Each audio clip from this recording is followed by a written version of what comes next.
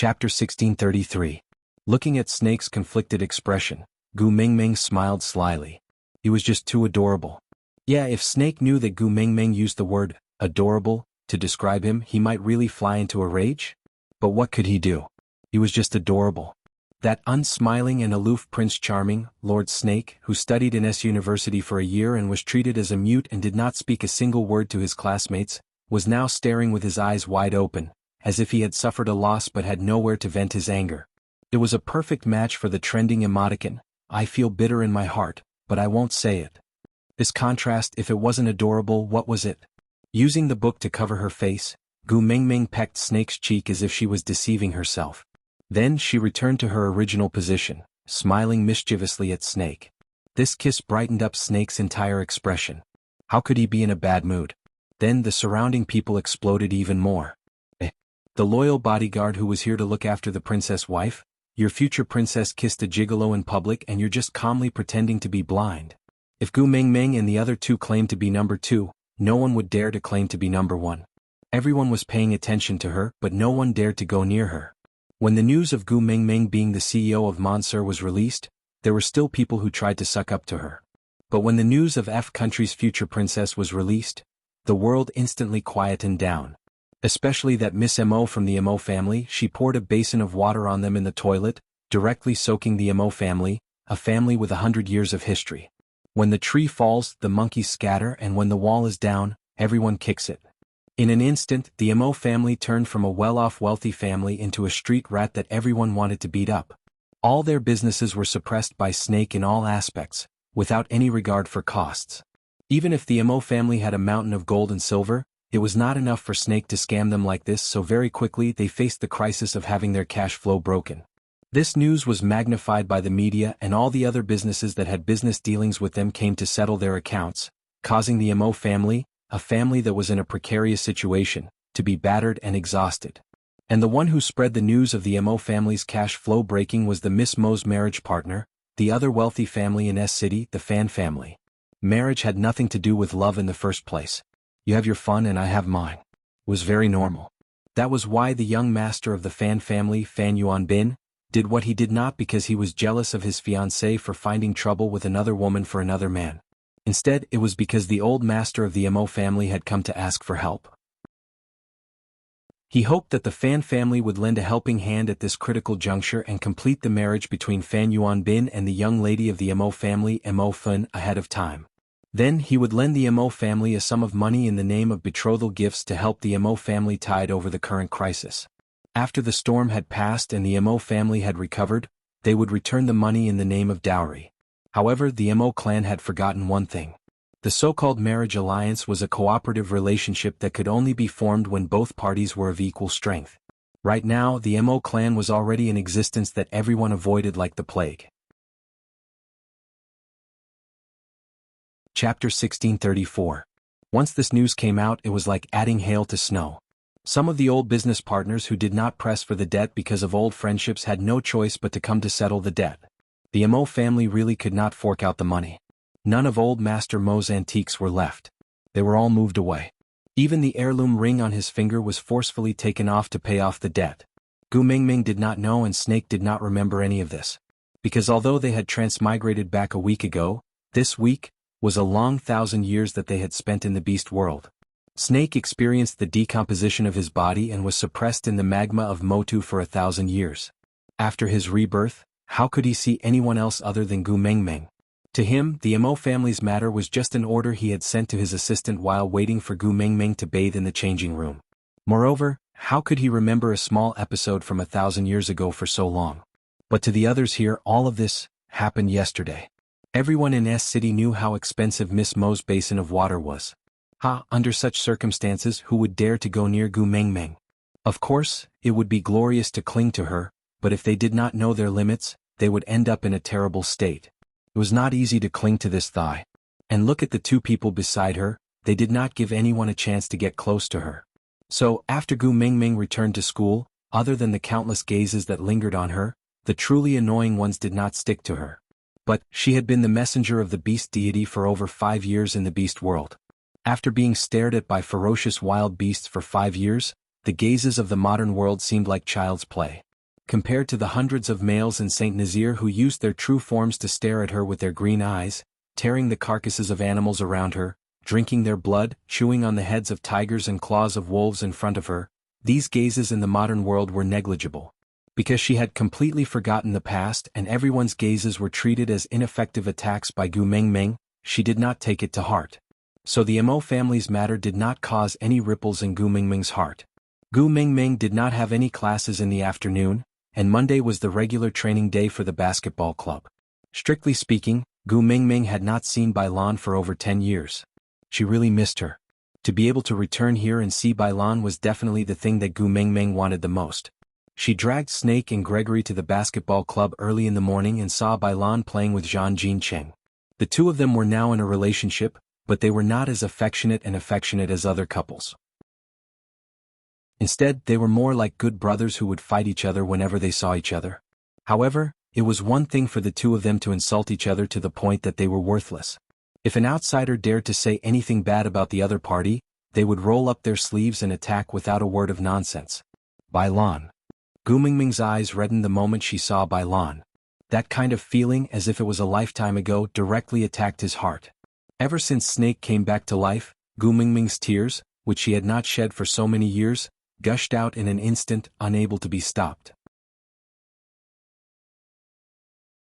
Chapter 1635. As she said that, Bailan glared fiercely at Snake. Snake really felt like he could not defend himself even with 100 mouths.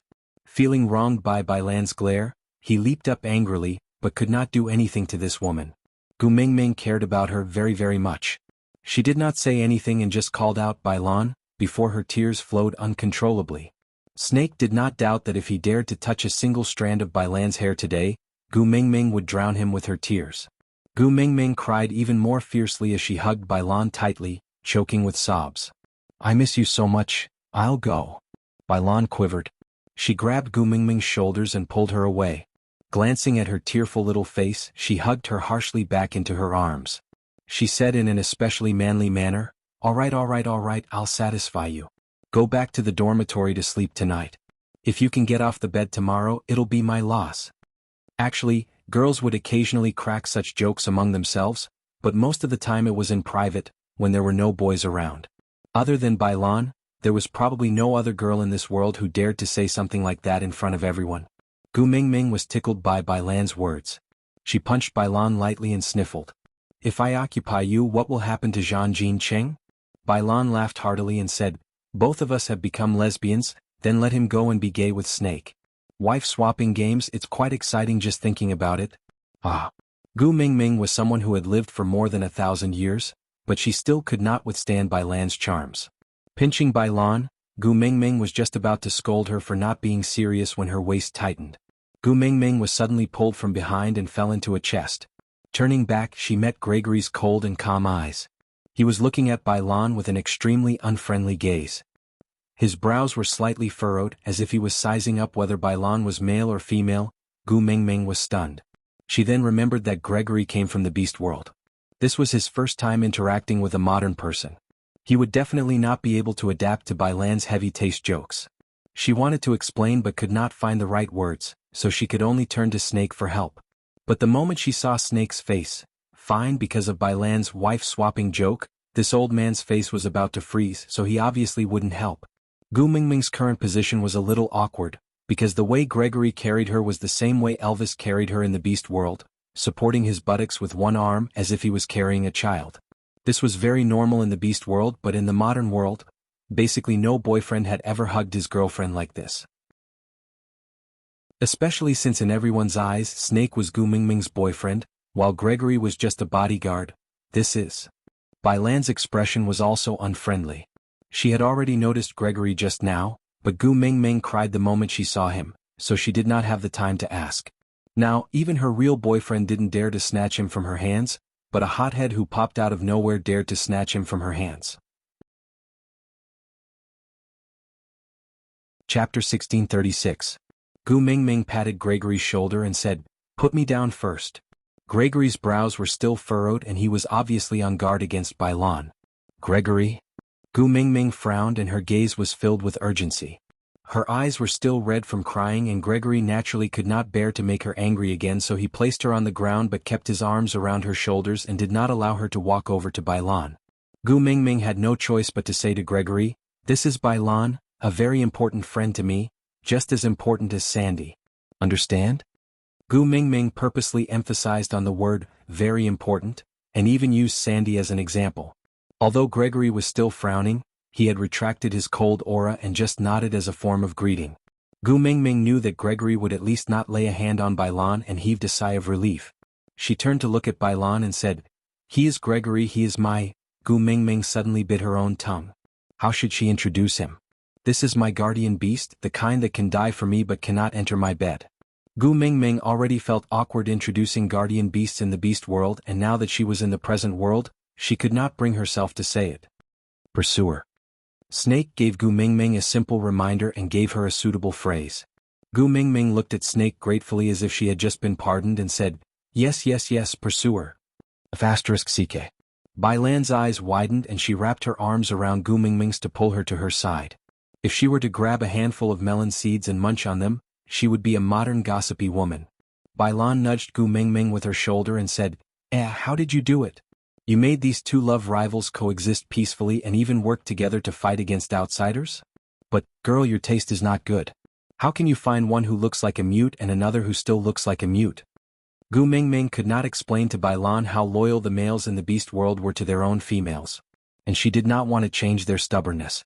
Call her selfish, call her anything, but she frankly admitted that she liked and enjoyed the loyalty and unique gentleness they gave her. So Gu Mingming just smiled and said, "I like the ice abstinence type." "Tsk, do you have masochistic tendencies? Isn't it good to coax you every day? You like to hug ice cubes. Aren't you afraid that you'll freeze?" "I won't." Gu Mingming chuckled because she knew better than anyone else how warm her man was to her. He would never freeze her. Bailan smiled slyly, a different kind of ambiguity appearing in the corner of Gu Mingming's eyes. She nudged Bailan with her shoulder. You are so annoying. Are you shy?" As Bailan spoke, she held Gu Mingming and walked to the side. When she passed by Zhang Jinqing, she said with a look of disdain, "Aren't you the leader? Everyone is here. Don't we need to organize a practice? So you're all here to let out some fresh air in the basketball club, right?" Zhang Jinqing did not lose his temper even after being teased by Bailan. He just chuckled and said, Yes, yes, yes, let's hurry up and practice. The Tech University basketball team sent us a challenge letter and indicated that they want to meet Snake. When the time comes, the surrounding universities' basketball clubs will all send representatives to watch the match. Snake. Whether our basketball club can become an instant hit depends on you. Aside from the topic. Chapter 1637. Having not touched a basketball for 1,000 years, Snake felt an itch to play, so he entered the changing room to change. Gregory was not a member of the basketball club, but he was tall, well-built and handsome. Zhang Jinqing had thought of pulling him into the basketball club, but Gregory was obviously an enemy of Bailan. He guarded Gu Mingming closely and did not spare a single glance at anyone else. This caused Zhang Jinqing to attempt to strike up a conversation several times, only to be met with a nose full of ice. In the end, Zhang Jinqing gave up. And considering that Snake and Gregory were love rivals for the sake of team harmony, Zhang Jinqing could only give up the idea of recruiting Gregory. And all these psychological activities, other than Zhang Jinqing, no one else noticed. He was the legendary playboy with a lot of inner drama, but no one had an audience. Snake was still very handsome when he played basketball. Gu Mingming and Bailan did not chat for long before their eyes were attracted to Snake. Bailan laughed at the side. Good for nothing. Then she gave Gregory a warning look, which probably meant, "Did you see that? The two of them have a good relationship. You'd better know when to back off. Don't ruin their relationship." Gregory could not be bothered with Bailan's warning. He just quietly admired Gu Mingming, who was looking at Snake with an infatuated look. Did he want to be the one who attracted her gaze? Grace was seriously thinking about this problem. If sweating profusely on the basketball court could make her look at him with such focus and admiration, would he be willing? The answer was yes, he was willing. But when she looked at him like that, he could not return the same focus and would miss out on her expression. Then would he still be willing? He was not willing. He had suppressed Modu for 1,000 years, which meant he had missed out on seeing her for 1,000 years. And now, he was not willing to miss out on seeing her again. So what if her gaze was not focused on him? As long as she was in his line of sight, he would feel blissful. After the practice ended, Snake brought Gu Mingming and Gregory back to the villa. Snake's sports car only had 2 seats, so a commercial car was temporarily transferred from the 4th Fleet. His sports car was parked directly in the school. Anyway, no one dared to interfere. It was Gregory's first time in a car. He was nervous and uneasy. To comfort him, Gu Mingming sat with him in the back seat. Snake was unhappy, but he only said, "So weak." He did not say anything else.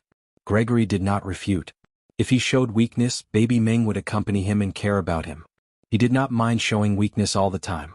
After all, out of the 4 males in the family, he was the only level 3 orc. Gu Mingming held onto Gregory's hand and gently patted the back of it. "It's all right, don't be afraid. Snake's driving skills are top-notch. He's an experienced driver. With you here, I'm not afraid," Grace replied with a gentle smile. It would be an exaggeration to say that he was afraid. It was just that riding in a car was too novel and Gregory was a little nervous. Fortunately, Snake drove home smoothly and did not deliberately speed to scare Gregory. The moment she alighted, Gu Mingming's phone rang. The caller ID indicated that it was Bailon. Gu Mingming didn't think much and directly picked it up. "Hello, Bailon. You miss me so soon?" Gu Mingming's joke was met with a creepy sneer on the other end of the phone. That sneer was modified by a voice changer. Chapter 1638. If you want to save your good friend, come to the unfinished building in the northern suburbs alone. If you dare to bring one more person, I will push them down to their deaths in front of you. With that, before Gu Mingming could reply, the call was cut off.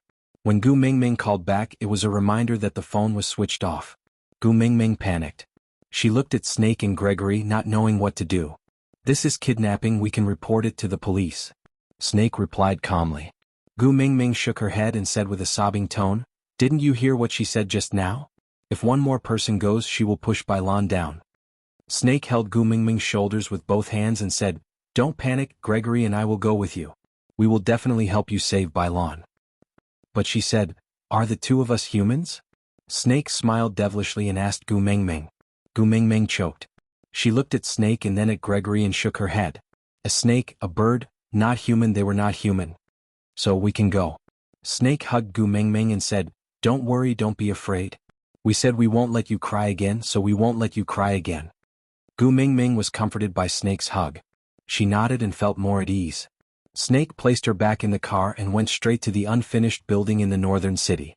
The unfinished building in the North City was originally meant to be a villa, but who knew that halfway through the construction, the boss lost all his money in gambling and ran away. The building was left unfinished. Usually, many drug addicts would gather here to have a good time, and those delinquents who thought they were cool and awesome would often gather here to fight or have sex. Anyway, this was the most filthy place in S City. Children from decent families would not come here. And it was naturally Gu Mingming's first time stepping into such a place. It was just evening and it was not the time for those people to move around. The walls of this dilapidated villa were filled with non-mainstream graffiti such as skulls. Burnt petrol barrels, cigarette butts and condoms were the main rubbish here. Snake parked the car outside the unfinished building. He did not let Gu Mingming enter directly but gave Gregory a look. Gregory understood and shrugged his shoulders, transforming into a bird and flying into the night sky against the sunset glow. At a sufficient height, nothing in the unfinished building could escape Gregory's eyes. He circled around once and locked onto a location. He flew back to Mingming's side and said, "In that building, I saw the shoes that Zhang Jinqing wore today. There's smoke coming from the 4th floor, but it doesn't seem like a bonfire because it's very thin and faint." "All right, then I'm going in."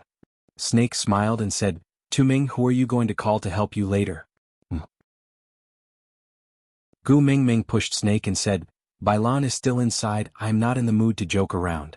Snake hooked Gu Mingming's chin and said, "I'm not joking either. I admit that I lost to Elvis, but if you dare to be the last to call me, I will eat them." Gu Mingming was really speechless. She could only nod and say, all right, I got it. I'm going in first." Snake leaned against the car door and waved his hand saying, "Go on, Pikachu." Chapter 1639.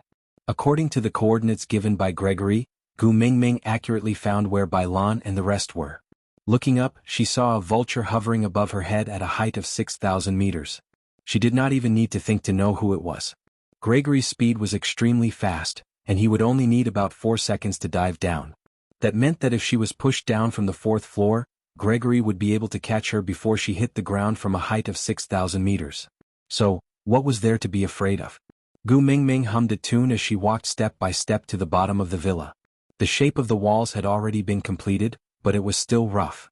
There were no windows or doors and there were no handrails for the stairs. It looked tattered, and it was hard to imagine that this was originally a high-end residential area targeted at the wealthiest people. There were no obstructions along the way to the 4th floor, but having lived in the beast world for so many years, Gu Mingming still had some of the sharp senses of an orc. Of course, it was not as sharp as Elvis, Leah and Snake, but she still had the basic ability to sense things. There seemed to be 5 or 6 people lying in ambush around the villa. From the moment she entered the villa, they quietly followed behind her. When she went up to the 2nd floor, one of the 5 or 6 people stayed behind to guard the door, probably to keep a lookout, while the rest followed her upstairs. Obviously, they were afraid that she would run away, and were prepared to surround her. TSK, they really had no sense of danger, unable to differentiate who was the hunter and who was the prey. Gu Mingming pretended that she did not notice them, and continued humming a tune as she walked up the stairs. The people lying in ambush also felt that Gu Mingming's state was not right at first, but after a closer look, she really came alone. The man who sent her here was standing by the roadside, and did not enter the estate with her at all. So they analyzed Gu Mingming's humming posture as she walked up the stairs to boost her courage, pretending to be calm and acting mysterious. When she reached the 4th floor, she saw Bailan and Zhang Jinqing tied to a folding chair back to back. Their arms were tied together, and it was impossible for them to help each other untie the ropes. Both of their legs were tied to the legs of the chair, and the edges of the ropes were stained with blood, showing how tightly they were tied. 2 people who couldn't move were suspended in the air by iron chains. The chains swayed slightly and made a sharp and ear-piercing sound. Gu Mingming frowned and her heart twitched. When she first went to the beast world, she felt that the sharp claws and fangs of the orcs were too scary, but when she returned to the modern world she understood. When humans are ruthless, they are much scarier than ferocious beasts. Gu Mingming. Bailan's face was covered in blood and she could not open her eyes. She could vaguely make out a figure and called out in a weak voice. Gu Mingming frowned and chuckled, replying, "Yeah, Bailan, I'm here to save you, don't be afraid." That sentence was like pouring a bowl of water into a boiling pot of oil. Bailan immediately struggled and shouted with all her might, "Run! You idiot! What are you doing here? Don't you know how to call the police? She asked you to come, so you came. Run! Run back immediately."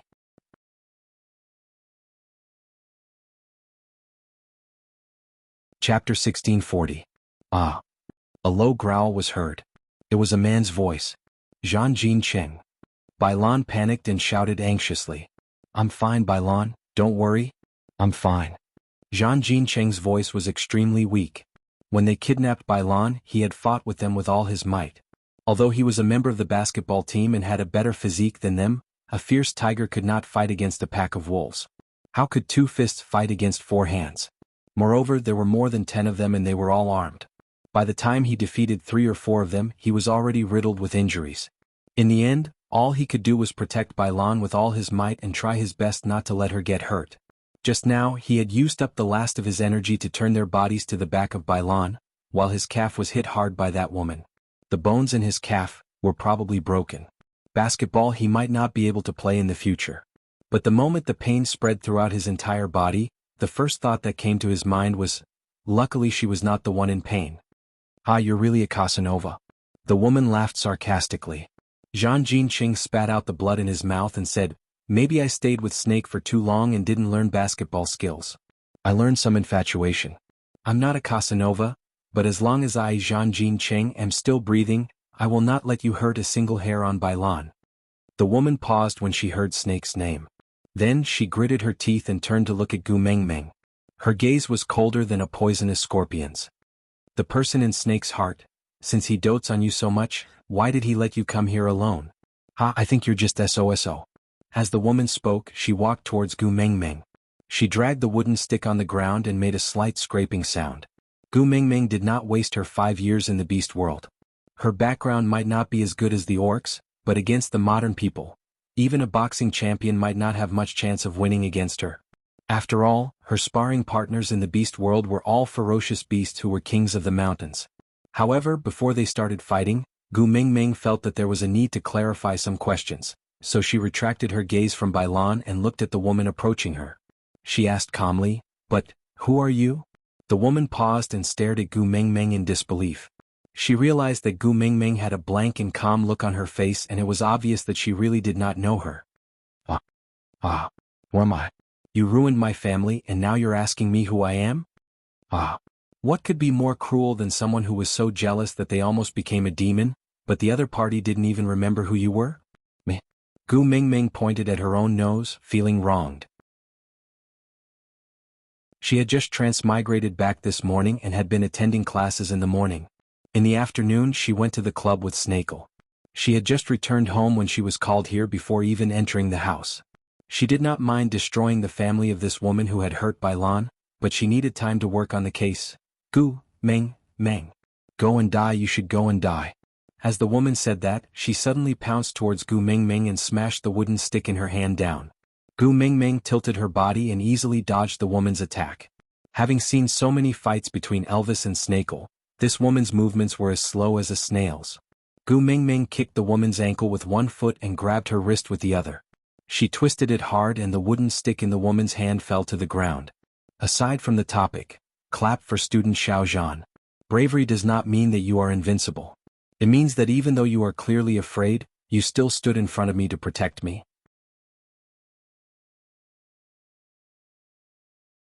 Chapter 1641. Gu Mingming caught the wooden stick and slung it over her shoulder. As she smiled sideways, the woman fell to the ground like a dog eating *T. Gu Mingming even gave her a person with a wicked sense of humor. Bam! The woman screamed. She covered her wound with one hand and curled up on the ground, not daring to move. Yes, her wrist holding the wooden stick was crushed by Gu Mingming. Gu Mingming really did not do it on purpose. She just wanted to snatch the wooden stick from her hand, but, she did not control her strength properly. This was an accident, really an accident. But even though it was an accident, Gu Mingming did not feel apologetic. She had beaten up Bailan and Zhang Jinqing so badly. Even if she killed her now, it would not be enough to appease her hatred. What more breaking a wrist?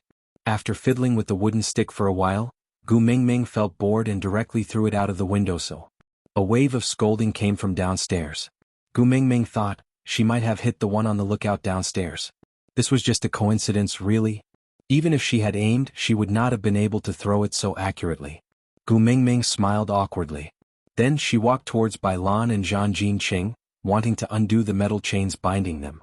Bailan was so shocked by Gu Mingming's move that she could not speak for a long time. When she saw that crazy woman pouncing towards Gu Mingming, her heart almost jumped out of her throat. But seeing how Gu Mingming easily neutralized the woman's attack and flipped her over in the blink of an eye, Bailan finally heaved a sigh of relief. She looked at Gu Mingming who was walking towards her and said, "You're really good. You hid your strength well." Even I was fooled. Gu Mingming smiled without saying a word. How was she going to explain? Say that she had transmigrated to another world and lived with werewolves, foxes and snakes for a few years, so her skills improved by leaps and bounds, comparable to Tarzan of the Apes? As long as Bailan was not crazy, she would not believe it. Gu Mingming had just touched the metal chains when a ruffian's voice sounded from behind her. Gu Mingming turned back. The scene was rather unbearable. The woman whose wrist was crushed by Gu Mingming was dragged behind a barrel of gasoline to perform some indescribable acts. The man would pinch her injured wrist from time to time and become even more excited as he listened to her miserable cries. The man who called out to Gu Mingming seemed to be used to it. But when he saw Gu Mingming's gaze, he scolded in a joking manner. "Tisk, can't you wait till you are done with your business before getting high? You can't even hold it in for a while, trash." "Brother Ming, it's time for him to eat," so he added some food. "Don't bother about them, let's get down to business." A lackey came forward and whispered into Brother Ming's ear. "Is it time for dinner?" "It's only 5 o'clock. What time for dinner?" Gu Mingming was stunned for a moment. Then she saw the strange expression on the man's face and understood. He was a drug addict. Brother Ming seemed to have expected this to happen. He ignored the lackeys and directly said to Gu Mingming, "Girl, we just want money, not lives. We have no intention of meddling in the grievances between you and that slut. We just want to make friends with you and borrow some money to spend." An old line of blackmail. TSK, what era was this? Korean dramas were already about amnesia, car accidents and leukemia. Yet they still wanted to make friends and borrow some money? Not even changing their tactics.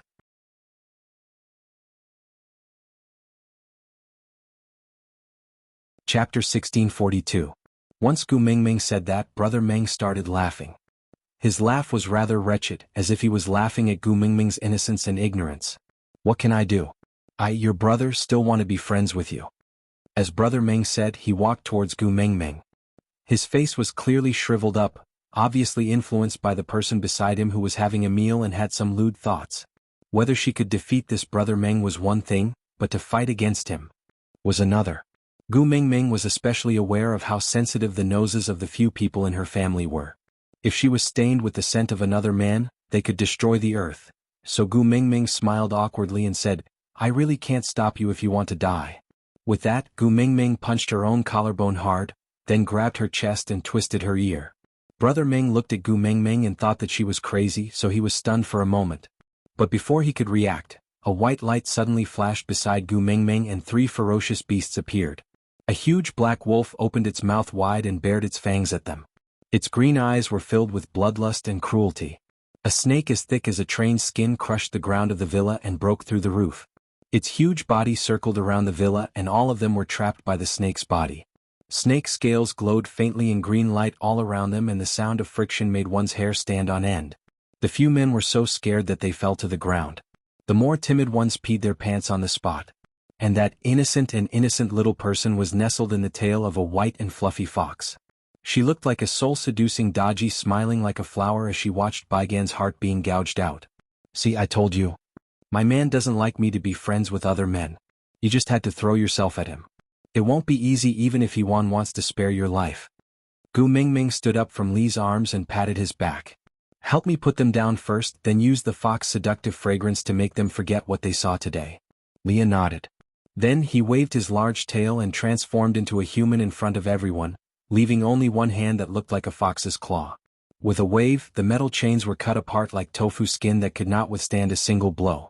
Leah quickly untied the ropes on by Lan and Zhang Jincheng, then followed Gu Mingming's instructions and used the fox seductive fragrance to hypnotize them. Seeing that Leah had transformed into a human, Brother Meng was the first to react. He ran backwards in fear. Mother. Monster. Gu Mingming turned back and looked at the person who was still swaggering around. She chuckled and said, Demon? You knew they were monsters yet you still shouted? If you shout so loudly, do you think you can run away? Brother Meng was as cowardly as a dog. He knelt down in front of Gu Mingming and kowtowed. Great aunt, my dear great aunt. Spare me, we just wanted to get some money to spend. The idea was all that slut mo funds. She wanted to kidnap your friends to force you out. Then all the injuries on my friends were caused by her alone? Gu Mingming looked down at him and asked coldly.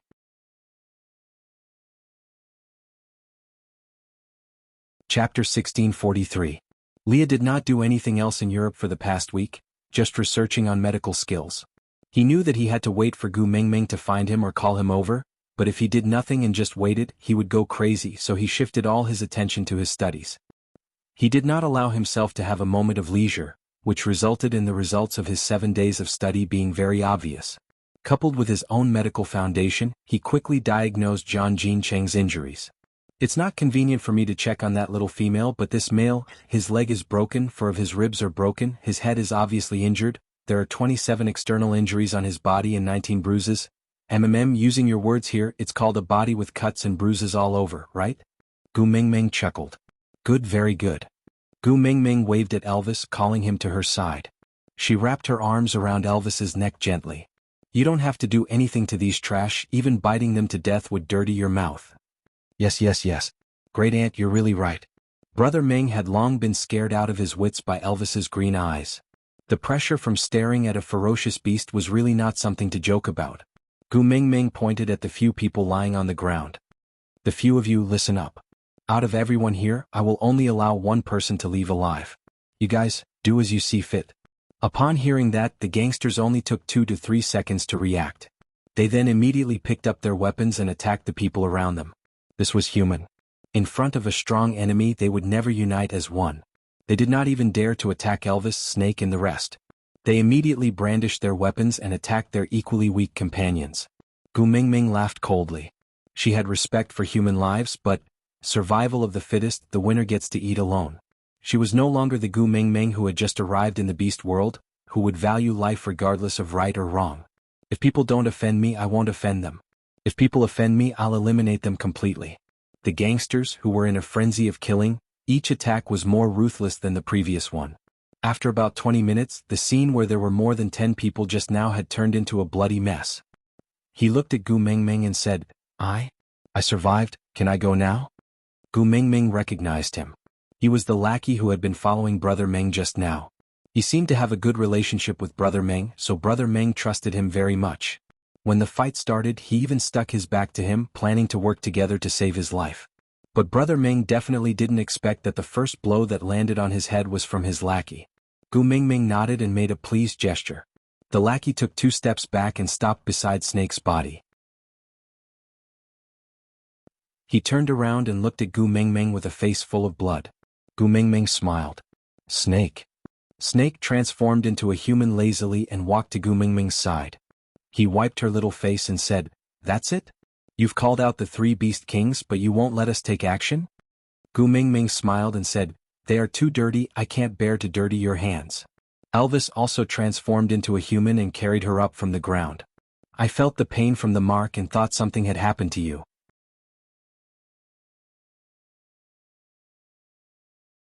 Chapter 1644. Yes, summon. A special ability possessed by the partner of a beast king. When the female felt extreme fear, or when the mating mark was attacked, no matter where the partner of a beast king was, he would be summoned to the female's side by the mating mark. And this buff was activated when Gu Mingming stepped down as the messenger of the beast deity. Every messenger of the beast deity could leave behind a buff for the beast world when she stepped down to become a beast deity, and the one Wang Xiaoxin left behind back then allowed the males of a beast king level to enter the dreamland. It went without saying who she was waiting for. And Gu Mingming's buff was Li's idea.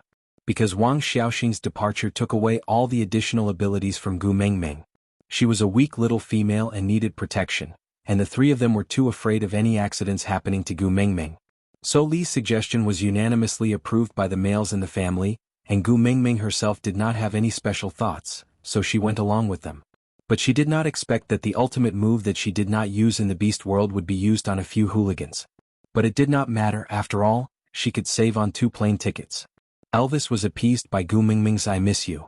He kissed Gu Mingming's little face, then pointed at the fainted group and asked, How do we deal with them? They look like they are still breathing, do we need to bite them to death?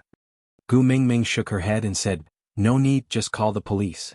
Elvis nodded and did not say a word, just accompanying Gu Mingming to sit at the side. At this moment, Gregory flew in from the window with a huge box in his hands. Gu Mingming looked at Gregory, confused. Gregory handed the box to Snake, who opened it to reveal that it was filled to the brim with US dollars. Gu Mingming was flabbergasted. This?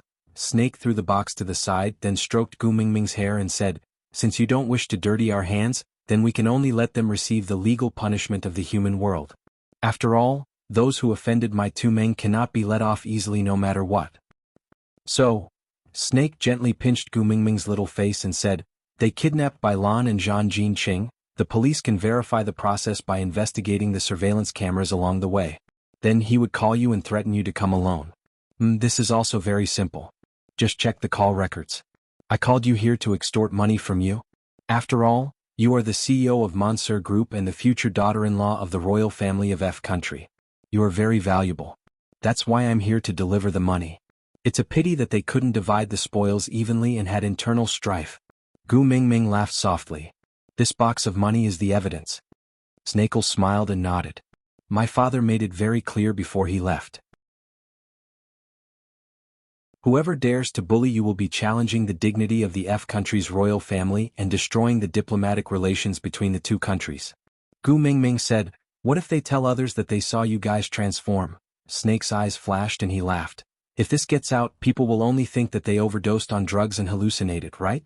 Tell me, if you were a police officer, would you believe the crazy words of a kidnapper and drug addict?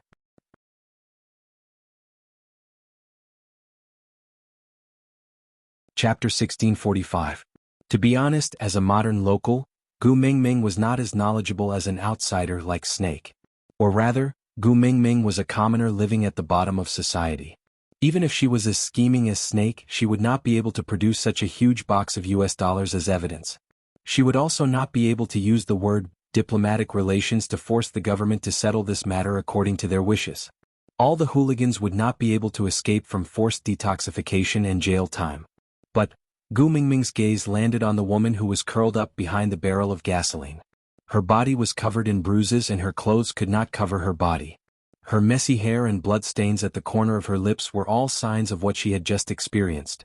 The wrist that was crushed by Gu Mingming was dangling at a weird angle on her knee. Her pupils were dilated and it was obvious that she was frightened by the scene just now. Come to think of it, if it was anyone else they would also be frightened. Didn't Gu Mingming faint on the spot the first time she saw Snake's original body? As for this woman, she had seen the main bodies of all three orcs at once without any warning. She was already very courageous to just stand there blankly and not die on the spot. You don't remember her? Snake followed Gu Mingming's gaze and asked. Gu Mingming did not answer Snake's question. Instead, she turned to look at Snake and asked in confusion, "Should I know her?" Snake chuckled and said, "You must not have been paying attention when you were watching television with Wang Xiaoxin." Gu Mingming's face was wooden and she did not reply. Snake said, "During the gathering after the press conference, the one who locked you in the toilet and splashed a basin of water on you." Yes, Snake had completely forgotten about the incident where Gu Mingming straddled her and slapped her. He only remembered that this woman bullied his Tumeng. Now that Snake mentioned it, Gu Mingming remembered that it had indeed happened. But she was the one who provoked me first. I only slapped her a few times. Did she have to kidnap Bailan to kill me? Gu Mingming was confused.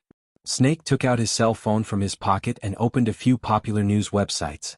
He searched for news related to the MO group, and passed it to Gu Mingming. Gu Mingming swiped her cell phone twice and her facial features turned on the emoji pack mode. She grimaced as she read a few of the headlines, then looked at Snake and asked, "These were made by you?" Snake shook his head, determined not to take the blame. "It's not me, it's the assistant who did it. But the result is still satisfactory. This assistant can be promoted, get a raise and get a good car." Gu Mingming rubbed her temples, feeling a headache coming on. How should I put it? It wasn't that she was a saint, but at the end of the day, this young lady of the MO family was just a little arrogant and willful. She had poured a basin of water over her head, that was all. Moreover, she immediately fought back. Strictly speaking, she really did not suffer any losses. It was indeed wrong of Mo Fun to capture Bailan and Zhang Jincheng and beat them up, but it was also because of Snake's ruthlessness. No one could say who was right and who was wrong. It was a complete mess.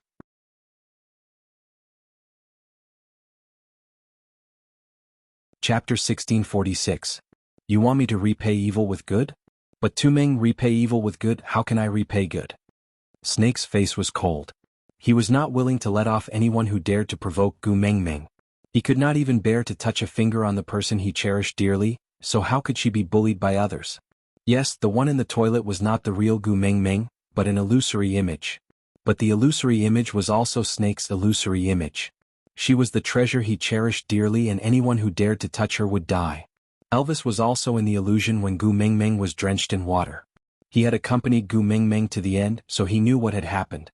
When Snake reminded Gu Mingming who that woman was, Elvis's face darkened. The two males who had been fighting for the position of the first partner for so many years actually reached a high level of tacit understanding and unity on this matter. I feel that Snake is right, Xiaomeng. Being kind to your enemy is being cruel to yourself. If you don't remove the roots, the weeds will grow again. Gu Mingming suddenly felt very helpless. The cause of this incident was just Mo Fun being cheap. She clearly had a fiancé but still had her sights set on Snake, so she drenched Gu Mingming with water. This kind of method used by junior high school students to ostracize their female classmates could not even be considered as childish, let alone bullying. Even if they really bullied Gu Mingming, the Mo family had already paid a sufficient price.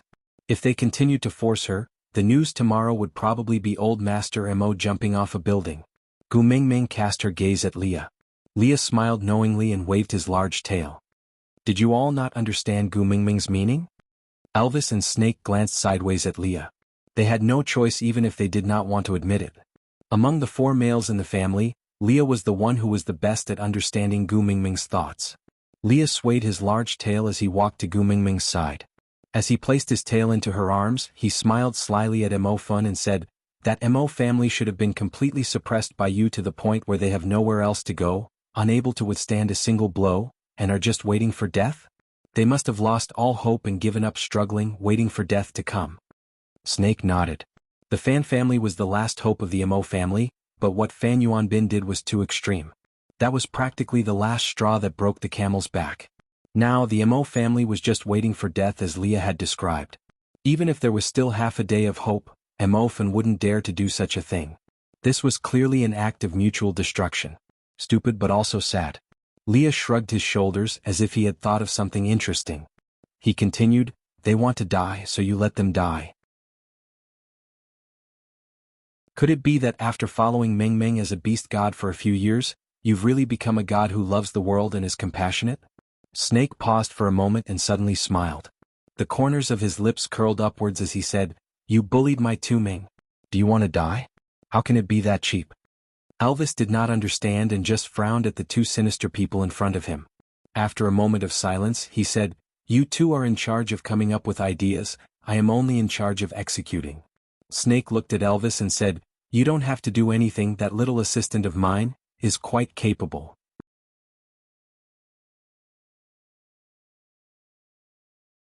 Chapter 1647. When the police arrived, they saw the floor littered with hooligans on their last breaths, Mo Fun who was in a state of rags, Gu Mingming who was safe and sound in Snake's arms, and the bodyguard Gregory who was sent by the F Kingdom's prince to protect the future princess, who had been exposed in various media reports in the early morning. Bai Lan and Zhang Jincheng were escorted by Elvis and Leah to the hospital, where there were people arranged by Snake to receive them. Actually, it was not a big problem even without Elvis and Leah, but they were summoned by Gu Mingming using the mating mark and did not have any records of entering the country. It would be troublesome if they appeared suddenly, so they accompanied Bai Lan and Zhang Jincheng to the hospital.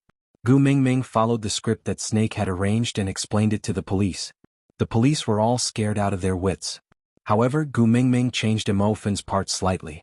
From the kidnapper to the helper. She said that Mo Fan was bullied by the hooligans because he wanted to protect her, and if not for Mo Fan, she would have been the one being bullied. So in the end, Mo Fan was not brought away by the police, but was sent back to the Mo family by Snake's men.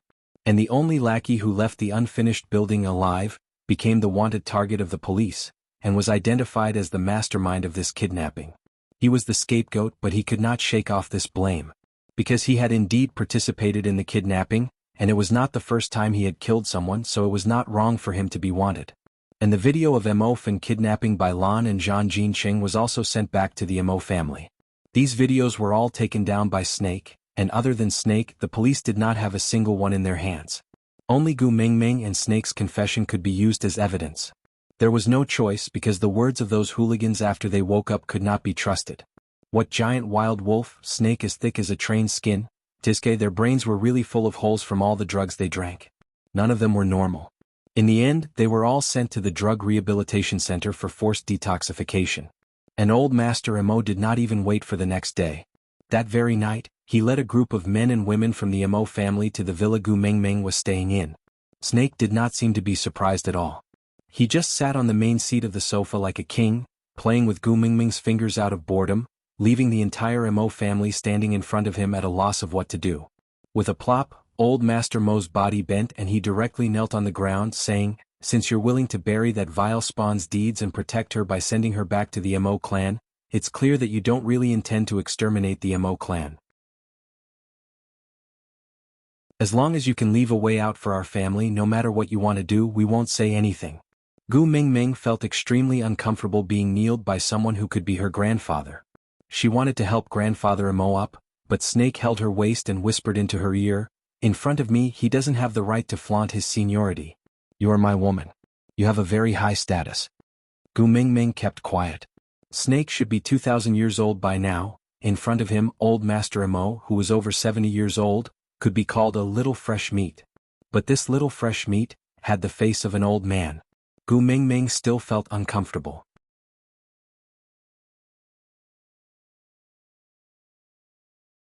Chapter 1648. The Mo family?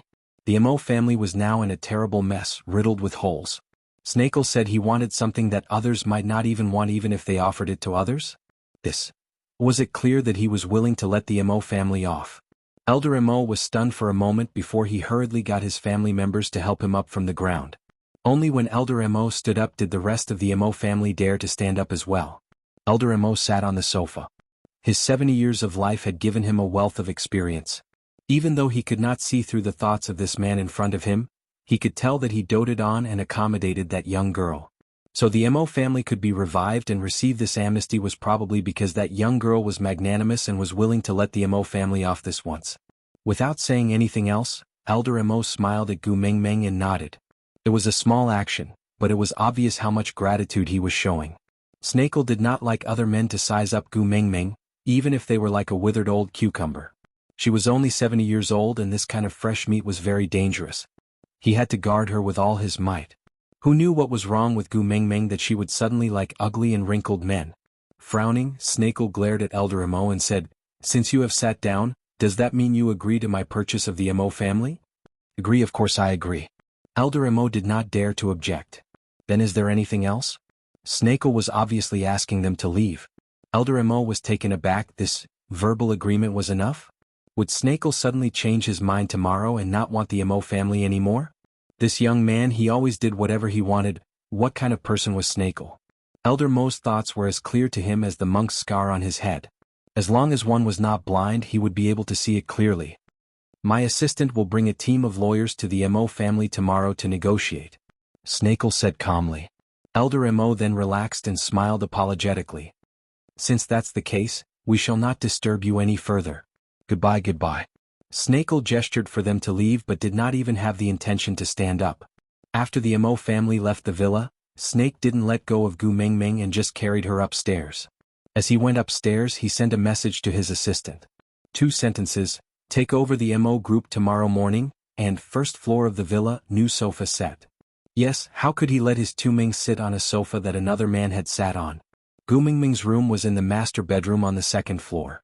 Snake had predicted from the start that Gu Mingming would not agree to stay in his room when she moved in, so he just emptied the master bedroom and stayed in the 2nd bedroom. However, anyway he would not stay for long. After all, he had planned to stay in Gu Mingming's room from the start. Now that they had become partners, it was even more justifiable for him to avoid it. He naturally carried Gu Mingming back to the main nest. His eyebrows twitched. Initially, when he designed such a spacious master bedroom, it was not to accommodate so many people. Leah laid sideways on the side of the king-size bed. He swayed his tail seductively and smiled at Gu Mingming with a beauty that could cause the downfall of nations and people. He opened his mouth and said, "Mingming, this bed has your scent, it smells so good." Gu Mingming blushed strangely. It was just a normal sentence. Why did Leah make it sound so ambiguous? Aside from the topic.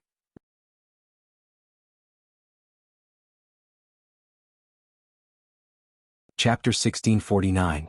"Mingming, you have given me the cold shoulder for a week, aren't you going to comfort me?" "Mm-mm." Leah used his elbow to support his head and reached out a finger to beckon at Gu Mingming. That coquettish and charming look was like the reincarnation of Daji, destined to captivate the masses with his bewitching looks. After seeing that face for so many years, Gu Mingming was still not immune to it. Wiping away her saliva, Gu Mingming pounced at him and hugged him.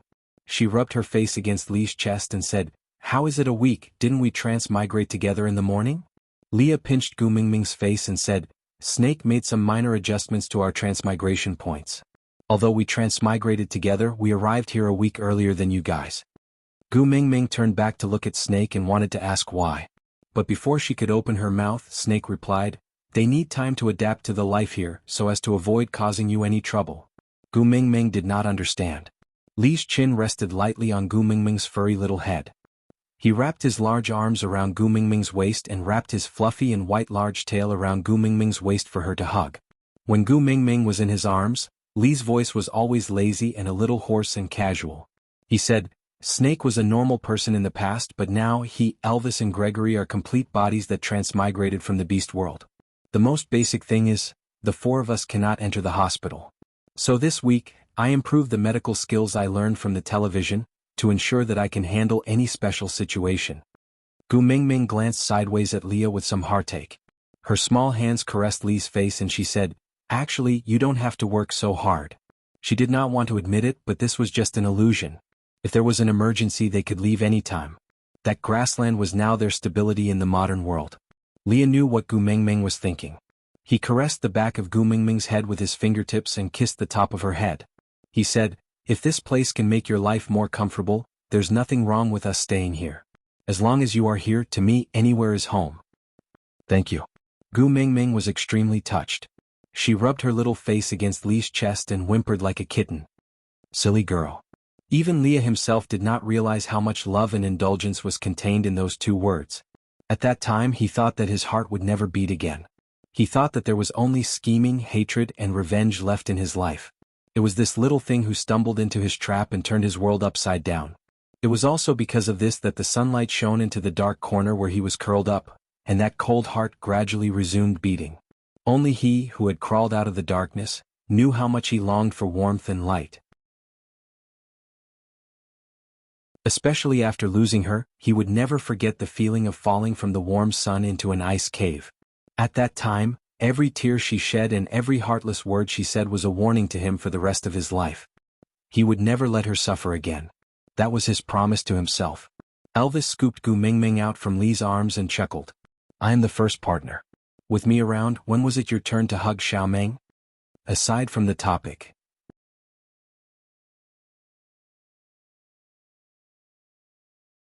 Chapter 1650. Leah rolled his eyes at Elvis in a tsundere manner and snorted. Without saying anything else, he rolled around on the bed and hugged Gu Mingming's pillow to take a deep breath. Then he looked at Gu Mingming with a dubious smile. Elvis placed Gu Mingming on the chair beside the dressing table and looked at her reflection in the mirror. "I saw it in Europe, do you like it?"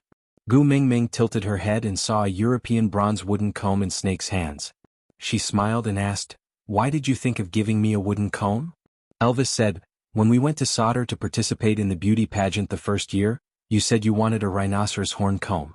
It's a pity you didn't even make one after breaking off so many beast horns from Oriton." If Elvis had not mentioned this, Gu Mingming would have long forgotten about it. But looking at Elvis's expression, it was obvious that he had kept it in his heart and felt that he had disappointed Gu Mingming. Gu Mingming smiled and took the comb from Elvis. "It's very pretty. I like it very much. Thank you. Let me help you comb your hair?" Elvis's gaze was gentle. Gu Mingming nodded and sat down obediently. Snake leaned against the door and watched Elvis comb Gu Mingming's hair. He asked with a faint smile, "Did you buy this comb? Do you have money?" Gu Mingming clearly felt Elvis pause in his combing action. He suddenly looked up at Snake and then back at Gu Mingming. His face was filled with confusion. Gu Mingming's heart skipped a beat. "But, Elvis, don't tell me you took it from someone else without paying?" "That's right, how could there be a concept of buying and selling in the beast world? If I like it, I will just snatch it. If you are not happy, you can snatch it back." Elvis shook his head and said, "The money was paid by someone else." "Someone else?" Gu Mingming caught onto an important point and asked in confusion. Elvis nodded and said, "There was a male who had a lot of these combs. I challenged him and said that if I won, he would give me this comb, but he rejected." "And then?" Gu Mingming's heart was in her throat.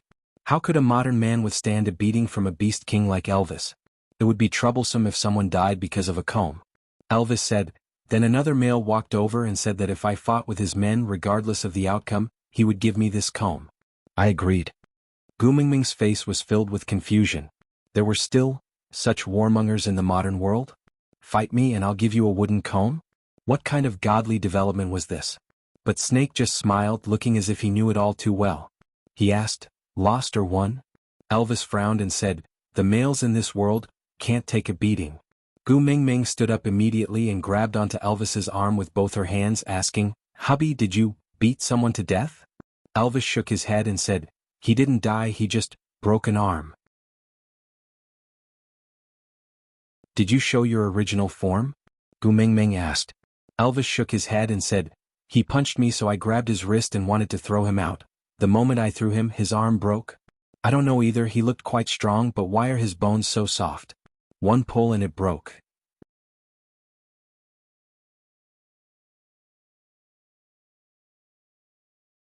Chapter 1651. It was normal for males to break an arm or a leg during a fight, so Elvis did not take it to heart at first. But after Leah found out about it, he told him that the rules of this world were different from the beast world, and that he might bring trouble to Gu Ming by beating people up like that. Just like what Leah said, this was the world that Gu Mingming was familiar with. She lived more comfortably here, so he and Leah hoped that she could stay here as she pleased, and not be forced to end this illusion because of them. Gu Mingming turned back to look at Snake, asking, "Ah, Kel?" Snake chuckled and rubbed Gu Mingming's head, saying, "It's alright, didn't he just fight a boxing match in the black market? It's common for people to be beaten to death in this kind of underground competition, so no one would pursue it. Moreover, F country is my territory. As long as he doesn't beat the president to death in public, I can settle everything else." Gu Mingming sweated. So, what Snake meant was that it was not that the president could not be beaten to death as long as it was not in public. Snake looked at Gu Mingming's darkened face and could not help but smile, saying, alright, even if he beats the president to death in public, I will definitely protect him. Is that alright? Don't worry. Gu Mingming roared in her heart, "You are making me even more worried, alright? No normal person would beat the president to death, alright? If you support them like this, aren't you afraid that Elvis will be even more unbridled in the future?" "Xiaomeng, don't worry. In the future, I won't beat people up so easily." Elvis coaxed Gu Mingming. "I'm afraid that's not up to you." Snake walked to Gu Mingming with a faint smile, and placed his phone on top of Gu Mingming's makeup box. The phone was playing a video, and the scene was of an underground boxing match. Although his face was blurred out, Gu Mingming could recognize that one of the two people on the stage was Elvis. Gu Mingming was confused. Snakel smiled as he kept his phone and said, "The one whose arm was broken by Elvis is the most popular boxing champion in the past 2 years. People call him Boss Black Boxing. Countless boxers have died in his hands. But today his right arm was crippled by a light toss from Elvis. But the boss behind the scenes is not a righteous person. He has no intention of seeking justice for the Black Fist boss. Instead, he offered a huge reward to find out Elvis's whereabouts. It is obvious that he wants to groom him well." Gu Mingming shook her head and said, No, I don't want Elvis to be associated with this kind of person."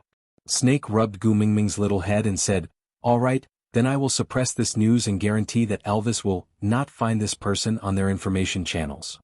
"Wait." Elvis frowned as he took Snake's phone and swiped it twice. His brows lightly touched as he stared at it for a long time before turning to look at Gu Mingming. In a negotiating tone he said, "Xiaomeng, can you let me fight another round?" Gu Mingming looked at Elvis in confusion and asked, "Why?" "If you want to exercise your muscles, Snake and Lee are good sparring partners. No matter how strong those people in the underground black market are, they are not enough for you to fight." Elvis shook his head and said, "No, I don't want to fight, I just want this."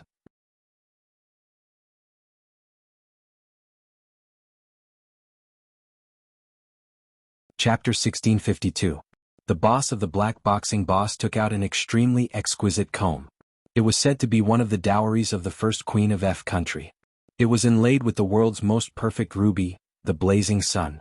It was said that this comb could make the woman who owned it extremely blissful. Gu Mingming chuckled. "A comb could make someone extremely blissful? Why don't you say that the ruby on it is from De Beers Kimberley? A ruby is everlasting, one will be passed down forever." "Xiaomeng." Elvis looked serious. Yes, he had obviously eaten this Amway. "No." Gu Mingming put on a straight face and said, "I only need one wooden comb. I don't have the hobby of collecting combs. Moreover, I only have one head and this much hair. How many combs can I use?" "Hubby, listen to me. This person is obviously lying to you. If you go for this comb this time, he will use some other gimmick comb to entice you to fight again. Fight after fight, it will never end." Elvis pursed his lips. If it could make Xiaomeng happier, it was really nothing to fight. "Hubby, you are different from the people here. If you expose yourself too many times, you will definitely attract attention. What if your identity is exposed?" "I won't." Elvis kissed Gu Mingming's little face. He coaxed and begged, "I promise I won't let anyone discover my identity. I still want to stay here and accompany you to live the life you like. But Xiaomeng, I am a male. I can't hide at home forever and wait for others to provide for me. I have to have my own ability to protect you." Gu Mingming choked and could not say a word. Snake had worked hard here for 19 years. With the noble bloodline of the royal family, his social status and wealth naturally went without saying. When Leah was in the beast world, he had already learned many years of medical skills through television. He was naturally intelligent and exceptionally gifted in medical skills. She believed that it would not take long for him to achieve outstanding achievements in the medical field. While Elvis, as the first partner in the family, did not have his own career. She had neglected a man's pride. Be it in the beast world or the modern world, living off a woman was a disgrace to a man. But Gu Mingming still felt uneasy. Fighting in an underground fight sounded dangerous no matter how she heard it. Elvis smiled and said, I have the power of a beast king. No one in this world can hurt me. Snake placed his hand on Gu Mingming's shoulder lightly and said, with the royal family protecting him, no one would dare to make things difficult for him. Leah also swayed his large tail and sat by the bed. He smiled at Gu Mingming in the mirror and said, if I really meet a strong opponent one day and get my arms or legs broken, then I can use them for clinical trials. That's pretty good. Alright, the three of them were on the same team. Gu Mingming looked at Gregory, who had not said a word. Gregory only smiled and said, I'm just a guardian beast. I don't have the right to question the first partner's decision. Gu Mingming sighed and cupped Elvis's face with both hands. Hubby, you have to promise me not to get hurt. All right. Elvis kissed Gu Mingming's little face and this matter was settled. The next morning, Gu Mingming packed her things and headed straight to the hospital to visit Bailan and Zhang Jincheng. It was not convenient for Elvis and Leah to appear, so Snake and Gregory accompanied her. Out of topic.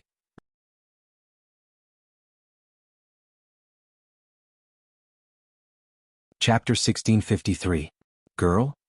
The moment the door to the ward opened, Bailan saw Gu Mingming. She immediately threw away the apple she was chewing halfway and opened her arms, waiting for Gu Mingming to deliver herself to her. Snake was unwilling but had no choice. He could only let go of Gu Mingming and watch as Gu Mingming threw herself into someone else's arms. How are you? Does it still hurt? Gu Mingming hugged Bailan, then pulled a pillow over for her to lean on. Bailan laughed heartlessly and said, I'm fine, but he, glancing sideways at Zhang Jincheng, Bailan blushed and said, he agreed to my proposal. 2 years later, he will have a graduation certificate on his left hand and a marriage certificate on the right. After taking off his academic robes, he will directly wear a wedding dress. What? Gu Mingming was dumbfounded and completely out of it. Bailan chuckled and said, sorry girl, I might have to abandon you. This man is too stupid. If I don't keep a close eye on him, he will be snatched away by others. So, can you understand me? Mm? Gu Mingming burst out laughing and said, you are really too much. You are the one proposing? Why don't you let him do it? Bailan glanced at Zhang Jincheng's knees and said, in this lifetime, I will never let him be afraid of his knees touching the ground again. Gu Mingming did not understand and turned to look at Snake. Snake said, when those people kidnapped them yesterday, Zhang Jincheng knelt on the ground and used his body to protect Bailan. After that, Emofen waved the rod in front of you and broke Zhang Jincheng's calf bone. I have already contacted the best doctor and he will be able to walk normally in the future. But when it rains, it will definitely hurt. Gu Mingming lowered her eyes and held Bailan's hand, saying, Bailan, I'm sorry, it's all because of me that you guys have been implicated. Silly girl, what are you saying? Bailan pinched Gu Mingming. If it wasn't for you, I would never have believed that someone would risk her life for me and not abandon me even under such circumstances. I've been strong for 19 years and this is the first time I've been protected. Girl, if what Emofen did is related to you, then I should thank you. If it wasn't for this, I might have missed out on the only idiot in my life who values me more than her own life. But Gu Mingming looked at Bailan and Zhang Jincheng's white bandages and felt guilty. Bailan raised her arm and smiled. You're talking about this? Come on, you're so pretentious. I have a bad temper and I spend more time in the hospital than in the dormitory. This injury is nothing. Gu Mingming was speechless. That year, when Bailan was beaten up to the point of asking for her salary, she had said the same thing to her. Gu Mingming tugged at Bailan's hand. Since you have decided to get married, you cannot be so hot-tempered in the future. You have to think about your man too, don't you? Without you, what will he do? Bailan glanced at Zhang Jincheng, smiled and said, I understand. Zhang Jincheng, who had remained silent from the start, frowned at Bailan's smile. Bailan, your proposal does not count.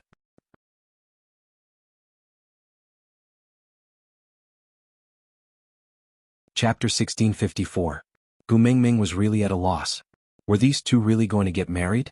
Why did she feel like Bailan was going to snatch an innocent man? Zhang Jincheng was not annoyed. He waited for Bailan to finish yelling before narrowing his eyes.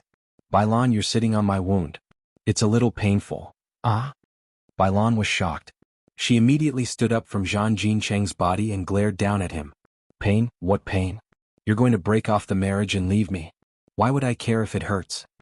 Although she said that, she did not sit back down.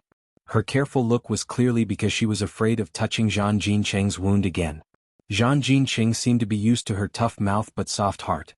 He didn't mind that she was standing high up on his bed and looking down at him. He was willing to look up at her. When I recover, I'll still be the one to propose. Zhang Jincheng said gently. I told you before, I don't have much more than others. But what other women have I, Zhang Jincheng's wife, cannot lack. Marriage only happens once in a lifetime. You have to make me beg you to marry me. Only then will you have enough confidence to put on airs when you come to my house. If someone in my family makes things difficult for you when I'm not at home, then you can confidently yell, "It was your Zhang Jincheng who shamelessly begged me to marry him."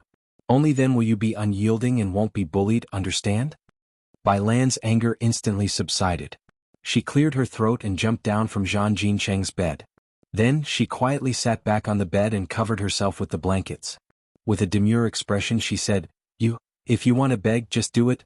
Why are you so fierce? Gu Mengmeng burst out laughing. Zhang Jincheng fierce? From the beginning to the end, the other party had been speaking softly and softly, while Bai Lan, on the other hand, was like a female bandit, straddling him like she was going to beat him up. I was wrong. I shouldn't have been fierce to you. Zhang Jincheng apologized without any principles. Gu Mengmeng was shocked. In the beast world, it was normal for males to compromise like this. But this was the modern world. Other than saying, I can't do anything if you think that way, and the all-purpose golden phrase, drink more hot water, guys could actually do such things. Oh. Gu Mengmeng clutched her forehead and looked at Snake, who had knocked her on the head, her eyes filled with accusation. Snake clenched his teeth and scooped Gu Mengmeng up. The visit is over. Let's go back to school. Ha! Gu Mengmeng protested. Didn't you say that with you around, no one would dare to record me for skipping class? I still have to accompany Bai Lan. What's there to accompany? Does she need you to accompany her? You big third wheel. Snake carried Gu Mengmeng away without giving her a chance to explain. Gu Mengmeng thought about it. Snake was right, he really did not need her to accompany him now. After leaving the hospital, Snake shoved Gu Mengmeng into the car. He did not start the car, but stared at Gu Mengmeng with a dark face, as if he wanted to stare 2 holes into her face. What's wrong? Gu Mengmeng felt guilty for no reason. Are you regretting it? Snake narrowed his eyes. Danger filled the entire carriage. What? Gu Mengmeng was dumbfounded. Snake said, if I hadn't snatched your love letter back then, Zhang Jincheng would be your boyfriend now, right? Seeing how considerate he is towards Bai Lan, you regret letting him off, right? Gu Mengmeng held her forehead. The sorrow in her heart flowed like a river.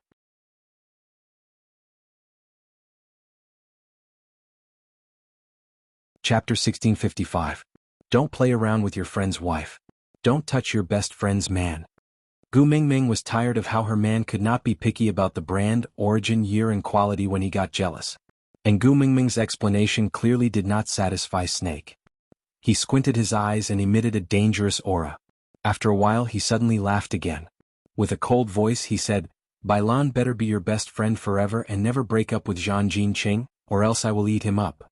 Gu Mengmeng was taken aback and only understood Snake's train of thought after a long while. Don't touch my best friend's man, so as long as Zhang Jincheng was still Bai Lan's man, Gu Mengmeng would never touch him. At the same time, if Zhang Jincheng was no longer Bai Lan's man, or if Bai Lan and Gu Mengmeng were no longer best friends, then Gu Mengmeng would touch Zhang Jincheng. Gu Mengmeng sighed. It was really unreasonable to talk to a man who got jealous. Don't worry, my friendship with Bai Lan will last forever. She and Zhang Jincheng will also grow old together. Snake's lips curled up and he said, I hope so. Bai Lan and Zhang Jincheng's physique was very good and Snake had specially arranged for the most authoritative doctor from F country to come over. This action alarmed Snake's parents in F country and they called Snake's assistant to find out that Gu Mengmeng had been kidnapped and threatened. They almost fainted from the shock and old mistress cried and wiped her tears, saying that she would arrange for a private jet to fly to S city to bring her precious daughter-in-law back to F country to protect her. Poor parents, although their son was outstanding since young and had a surly and unapproachable character, but he was still their son. After 19 years of coldness, their son finally became more amiable towards them because of this daughter-in-law. God knows how much they treasured this daughter-in-law. Afterwards, Snake sent a video call to his family with a cold face and told them clearly that don't come. Old mistress was about to cry, but Gu Mingming snatched Snake's phone and coaxed her gently, saying that she was really fine and not to worry. She even promised to fly to F country to see them once the holidays started. Only then did she finally calm down. After more than 2 months, Bai Lan and Zhang Jinqing finally left the hospital. It was said that it would take 100 days for one's bones and tendons to recover, but Zhang Jinqing had played basketball since he was young, so his physique was much better than the average person. Of course, he could not be compared to perverts like Elvis and Snake. They were not human. The doctor said that Zhang Jinqing could walk normally with this leg, but he definitely couldn't touch basketball anymore. Jumping and other strenuous activities could not be done again. In the future, he would have to pay special attention to his health and not get hurt again.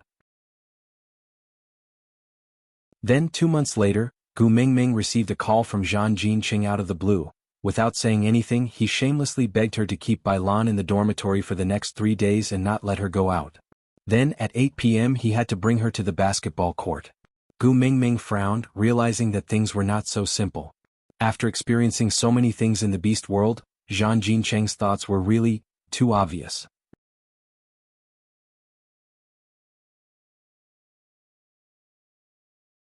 Chapter 1656. Facing 4 pairs of cunning eyes, Gu Mingming truly felt wronged. Strictly speaking, she was not the one who wrote this love letter. When this love letter was handed to Zhang Jinqing, she was still lying beside Wang Xiaoxin, calling her daddy. But now she felt like she could not explain herself. Gu Mingming sighed and said, I feel that Zhang Jinqing might be calling me to propose to Bai Lan. Why would he call you to propose to Bai Lan?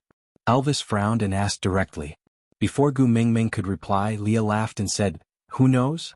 Maybe Bai Lan is just a cover and he actually wants to propose to Gu Mingming? With that, the temperature in the room dropped to the North Pole. Gu Mingming hurriedly waved her hands and said, I swear, shut up. Snake said coldly and angrily, the first rule of the family, you are not allowed to swear. Now you want to break your own family rule for a Zhang Jinqing? Gu Mingming choked, meeting Snake's eyes. She could not say the word swear. Cutting open her chest to take her gallbladder, how heavy was that oath? Sneaking a glance at the silent Gregory, Gu Mingming's heart sank when she met Gregory's sorrowful eyes. Broken wings and blind eyes, oaths were not good things. She should not have said it. You don't have to care about me. I am not in a position to express my opinion. Gregory's body shook indiscernibly. Gu Mingming was immediately drowned in guilt. Gregory meant that he did not agree, but he did not have the right to disagree. As a guardian, he did not even have the right to be jealous. Xiaoming. Elvis clenched his fists so tightly that his bones were cracking. He gritted his teeth and squeezed out a sentence. If you want a partner who is the same as you, I can accept it. Gu Mingming looked at Elvis's cheeks bulging. His gums were probably about to bleed from clenching so hard. Gu Mingming was really on the verge of breaking down. Heaven knew that she and Zhang Jinqing were as innocent as an unopened A4 paper. That Gu Mingming, who liked Zhang Jinqing, was not her. What a generous first mate. However, a male pet like me doesn't have that kind of magnanimity. I was born to be jealous and petty. I can't allow anyone to be more pampered than me by Meng Meng. So, if you want to mate with Meng Meng, sure, but you have to defeat me first. Leah raised his head, giving off a, if he's the only one, attitude. Sure. Gu Mingming slapped her thigh and said, how about this, if Zhang Jinqing doesn't propose to Bai Lan but to me 3 days later, you guys will eat him up on the spot and I will help you prepare wax Amy, how about that? Snake, Leah, Elvis and Gregory exchanged glances with one another, before curling their lips in satisfaction and nodding their heads in agreement. Gu Mingming finally heaved a sigh of relief. But Bai Lan is my friend after all. This is probably the only time she will propose in her lifetime. So if Zhang Jinqing needs your help, Akel, don't shirk away. Try your best to help him, okay? Snake smiled and said, if the person he proposes to is Bai Lan, no one in this world would want him to succeed more than the 4 of us. So don't worry, we will grant your request. This matter was settled.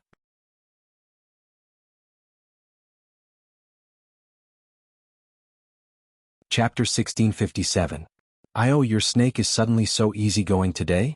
They actually let you out to accompany me? Bai Lan looked at Gu Mingming, who had suddenly asked her out to go shopping. She smiled playfully. What? Have your 2 icebergs finally collided and merged into one? Gu Mingming blushed. She now seriously felt that it was Bai Lan who had led her astray when she had first arrived in the beast world. She pinched Bai Lan's waist and said, "Snake is the real CEO of Monster Company after all, doesn't he have to work every day?" Bai Lan, however, did not believe it. She took a sip of her hazelnut frappuccino and said, "This semester, ever since the two of you started dating in a high-profile manner, when have you ever seen him neglect you because of work? The person who wants to tie you to his belt every day suddenly gives you freedom. Diske, there must be a reason for this abnormality. Although I don't like him, from an objective point of view, he's still a good boyfriend. Silly girl, you have to be more vigilant. Don't let others take advantage of you. If that happens, you won't even have a place to cry." Gu Mingming was really speechless. Snake and the rest were busy helping Zhang Jinqing arrange for his marriage proposal, but the one being proposed to was actually suspecting him of cheating. Gu Mingming could not betray Zhang Jinqing, so she could only laugh dryly. "What are you afraid of, have you forgotten? Snake has already transferred the Monster Company to me. I am now a true rich lady in S City." Bai Lan chuckled and said, "All right, then my dream has come true." Gu Mingming tilted her head and smiled. "What dream?" "Bai Lan, one day when our girl becomes a rich woman, she'll come back and support me." Gu Mingming laughed heartily and hugged Bai Lan's shoulders. "All right, your dream has come true. Today I'll take care of you for a day. I'll bring you out to eat and buy, how about that?" Bai Lan pretended to be bashful as she leaned against Gu Mingming's shoulder, pinching her throat as she said, "All right." The two of them immediately had goosebumps. They rubbed their shoulders, smiled, and walked into the mall arm in arm. They really began to buy all kinds of things. If it was in the past, Gu Mingming might not have been able to swipe Snake's card like that. But now, although they were not protected by modern marriage laws, but a man who could die twice for her. He was willing to give his life to her, how could he not be willing to spend money? Moreover, it was just an illusion. Why not to satisfy herself and Bai Lan? From skincare products to clothes, shoes, hats and handbags, Gu Mingming and Bai Lan only stopped when they could no longer carry everything. Meanwhile, at the other end of the basketball court, Snake's face brightened up as the spending records kept appearing on his phone. Gu Shin. Oh, oh, oh, yeah, oh, I had it to go, go, yeah. 1, 5. Bai Lan and 2. Looking at the things she and Bai Lan were carrying, Gu Mingming pretended to be tired and said, "There are too many things, we can't carry them all." Bye, Lan. King Bai. Bai Lan nodded in deep agreement. 1. But. 1. But I. But. Yes, but I bought too many things so I can't carry them all. Can you come and pick us up?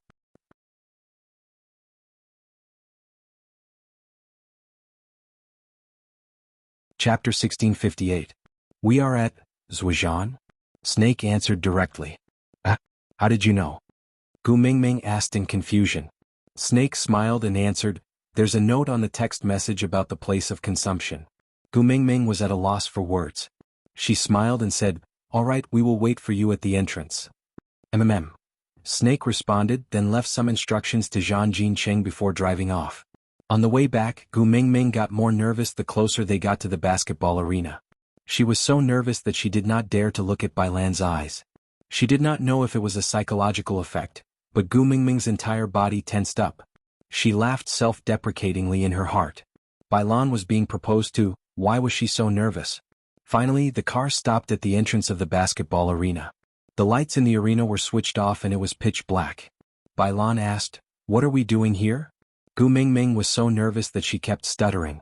She looked at Snake helplessly and said, Yes, what are we doing here?" Snake reached out a hand and stroked Gu Mingming's little head with a gentle smile. "Just now, Zhang Jinqing called me and said that he had left the anti-inflammatory medicine in the changing room when he came to settle the paperwork to leave the team. He asked Bai Lan to help him get it and he will go to Bai Lan's place to get it tomorrow." Bai Lan replied with an "oh" with a look of disdain. She then got off the car and said to Gu Mingming, "Then you two wait here for me. We have too many things, you have to send me back to the dormitory." Gu Mingming gave an okay sign and watched as Bai Lan entered the basketball arena. After Bai Lan entered the basketball arena, Gu Mingming stretched her neck to look inside. Her two little hands clutched Snake's arm tightly. After waiting for a long time, there was no reaction from inside. Gu Mingming became a little anxious. "Why is there no movement?" Snake scanned the arena and said, That's right, why is there no movement? There couldn't have been any mistakes, right? Ah. Gu Mingming's face was full of worry. No, this is an important day for Bailan. Let's go in and take a look. We cannot let this matter go wrong. All right. Snakel smiled indulgently and allowed Gu Mingming to pull him down the car and walk towards the basketball court. Gu Mingming was so focused on Bailan that she did not notice that the moment they alighted, Snake held onto her tightly. It looked like he was being pulled by her, but behind her, he was looking at her with such a gentle and loving gaze. The lights in the basketball court were not switched on, but it was pitch black inside. Gu Mingming should have been able to see clearly with her night vision, but the moment she stepped into the basketball court, her eyes were blindfolded by Snakel. What are you doing? Gu Mingming did not struggle and just asked curiously. Snake nudged Gu Mingming inside and said, "Be good, wait a while." Gu Mingming felt that it was strange, but her heart was thumping non-stop. Vaguely, Gu Mingming seemed to understand something. Snake. Gu Mingming sounded like she was about to cry as she called out Snake's name. Snake slowly released Gu Mingming's eyes. At the same time, with a click of the switch, the entire basketball court was brightly lit as if it was daytime. The words, "Gu Mingming, I love you," were written on the balloon castle.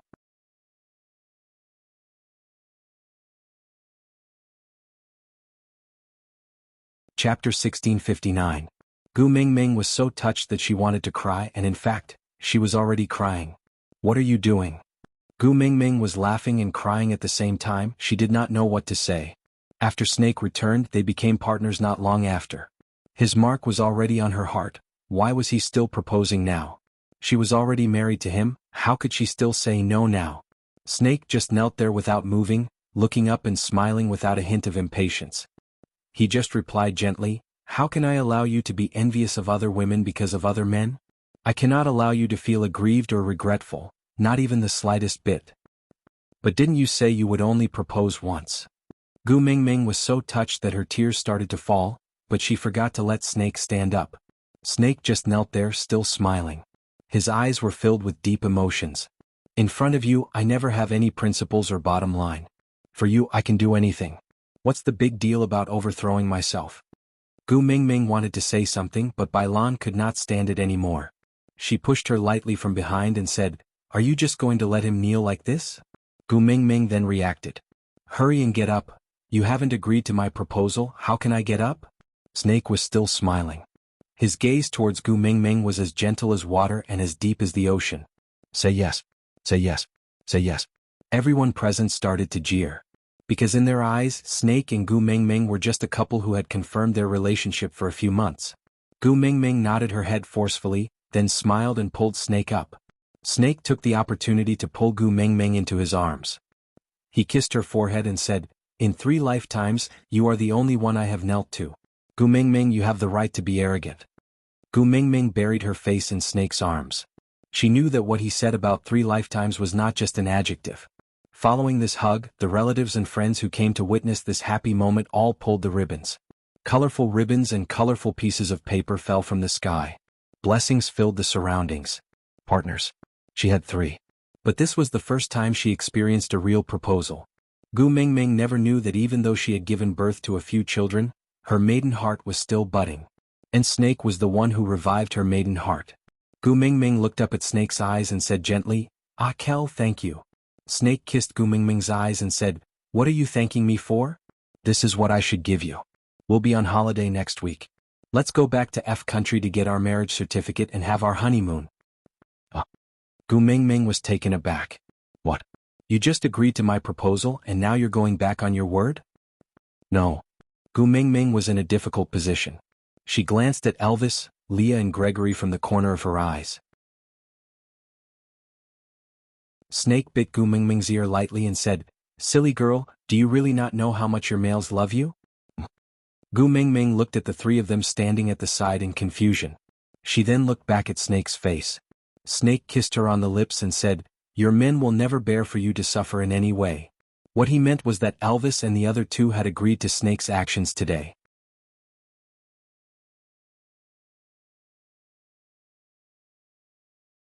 Chapter 1660.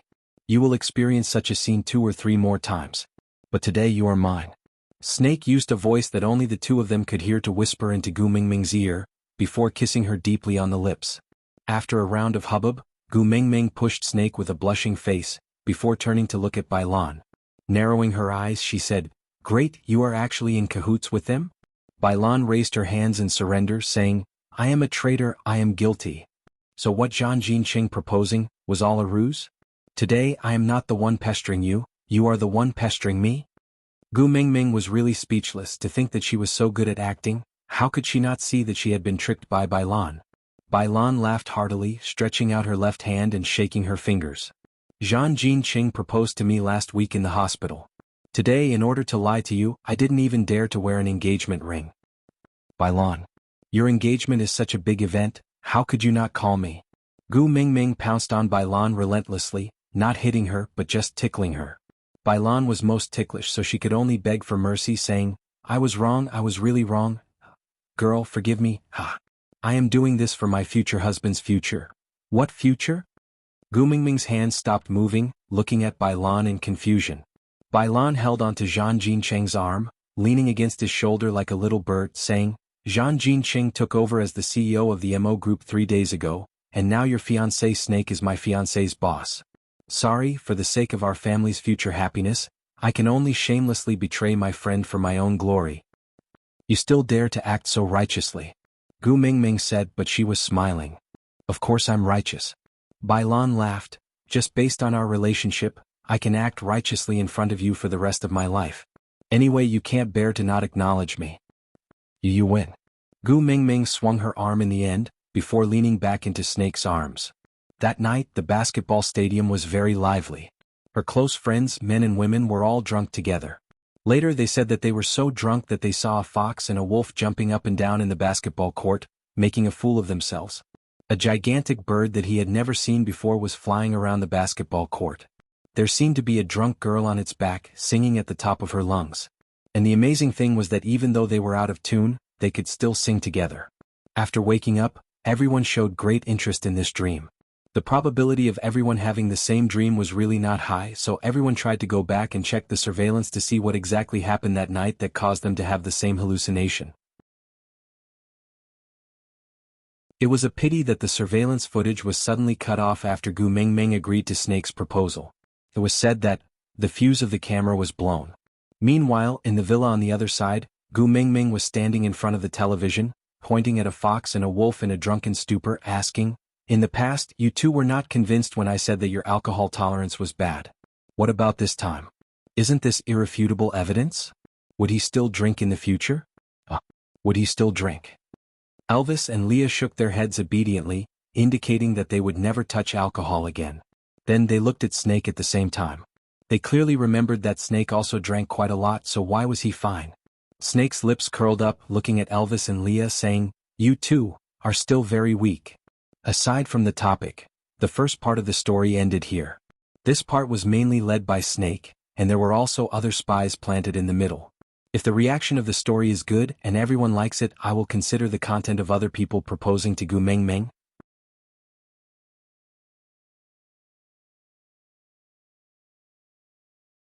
Chapter 1661. Although the kidnapping incident was over and those hooligans who insisted that they saw demons were locked up in the mental hospital, there were always coincidences. For example, the scene that day was actually witnessed by a few homeless beggars. But their words did not carry much weight, and even if they said it, no one would believe them. But the hooligans' testimonies, the beggars' rumors, and the scene that the students thought they saw when they were drunk on the day of the engagement, combined together, it gradually formed an exaggerated version of the story that even Gu Mingming herself found ridiculous. In order not to expose any more flaws, they could only complete the school transfer procedures and follow Snake back to F Country. F Country was Snake's home ground, and he had a strong family background as his backing. As for academics, naturally no one dared to seriously calculate Gu Mingming's academic points. Therefore, this ordinary student from a third-rate university in S City had transformed into a top student from a famous brand university in F Country. Gu Mingming sat on the small boat drifting with the current and held her chin. Looking at the males surrounding her, she sighed softly. Although in this era Snake was Gu Mingming's legitimate fiancé, the beast world had its own rules. No matter how strong the other partners were, the position of the first partner could not be violated. So, outside of Snake's home, Gu Mingming would always sit in Elvis's arms. What's wrong? Elvis's gaze was always concerned about the little person in his arms. No matter how different this world was from the beast world, in his eyes, it was just the same mountains and rivers. Only the one in his arms was a thousand-faced beauty that he could not get enough of. Gu Mingming looked up at Elvis and did not say a word before lowering her head again. If you don't like this place, can we go to other countries to play? Anyway, the problem of their identities has already been resolved, we can go anywhere. The current snake was no longer the cold snake king with low EQ. In front of Gu Mingming, both his EQ and EQ were always online. Gu Mingming shook her head and still did not say a word. Leah laughed softly and transformed his large tail to sit beside Gu Mingming. Gu Mingming instinctively hugged his tail, but her eyes widened. She instinctively lowered her voice and said, "Are you crazy? We are outside. What if someone sees us? Take it back, take it back." Leah placed his hands on Gu Mingming's shoulders and squinted his long and narrow eyes. His faint smile had a unique charm to it as he whispered into Gu Mingming's ear, "How can I let you go when you're hugging me so tightly?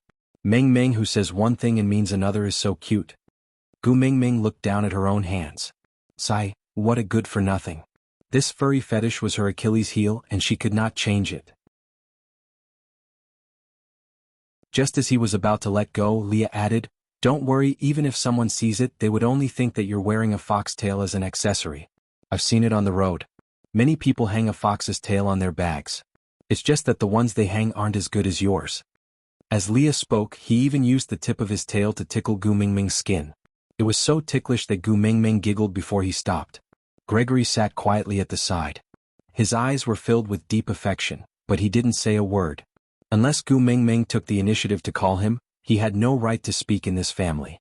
Aside from the topic, "My babies, sorry for the long wait. The editor informed us that we can continue updating the chapter at the last minute. Previously, everyone had been saying that Susu was biased towards Snake and only updated his marriage proposals, not the other three. So now that Susu had the chance, she came to present the marriage proposals one by one.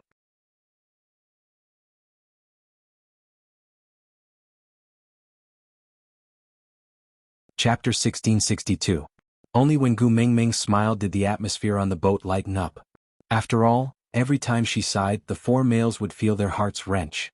Leah was naturally a great hero because no matter if it was in the beast world or the present world, he was always the one who knew how to make Gu Mingming happy. The current snake also knew how to tease Gu Mingming, but he did not have a tail like Leah. Tsk, he really wanted to kill him. Previously in the Snake King Valley, this fellow used his tail to make fun of him. Now it was like this again. But what else could he do? That tail was what Tu Ming liked. Leah did not care about Snake's inner thoughts. He struck while the iron was hot and asked, "Mingming, tell me, why are you sighing? Did someone make you unhappy or did you think of something unpleasant? If you say it, Daddy Leah will settle it for you." Gu Mingming poked Lee's forehead, causing his head to tilt backwards. Then she flung Lee's tail away and shrunk into Elvis's arms, hugging him tightly and saying, "I want to return to the beast world." Once she said those words, the males looked at each other for a while. If it was something else, they could do it for her. But Gu Mingming was the previous beast deity, the messenger of the beast deity. Her identity could never appear in the beast world again. It was not that these beast kings were unwilling to hide their identities with her, but the doors of time and space that belonged to her had already closed and disappeared, never to reappear again. This. Gu Mingming buried her face in Elvis's chest, ignoring the males who were racking their brains to think of a solution. She just continued, "I like the rules in the beast world. There are no sluts who stare at other males day in and day out." The moment he said that, the other three turned to look at Elvis in unison. Elvis's face darkened. "I don't know her, nor did I speak to her. She can't be slut on me." Gu Mingming lowered her head, harumphed and did not reply, but her arms around Elvis's waist tightened. Elvis was also helpless. Before boarding the boat, she suddenly said she wanted to eat ice cream, so Elvis crossed the small square in front of the pier to buy it for her. Unexpectedly, when he came back, a woman in a revealing and strange outfit suddenly stuffed a note into his pocket. He held the ice cream with both hands and couldn't push her away. The woman wanted more and wanted to kiss him. Elvis could not accept any females other than Gu Mingming getting close to him. Especially since he was a wolf beast and was especially sensitive to smells, the smell on that female almost made him choke to death. Therefore, without thinking, he raised his leg and kicked the woman, sending her flying. No matter what others were saying, Elvis returned to Gu Mingming's side without turning back. In the end, Gu Mingming did not even want to eat the ice cream. She pounced into his arms and tore out the note from his pocket. She threw it into the bin with the ice cream and hung it on his body. He was the one who hugged her every day, so he didn't think too much about it. Seeing that she was in a bad mood, he didn't dare to speak casually, afraid that he would say something wrong and make her even more unhappy. Now that she opened her mouth, he finally understood that his Xiaomeng was jealous. Actually, he was quite happy. Because if she was jealous, it meant that she cared about him.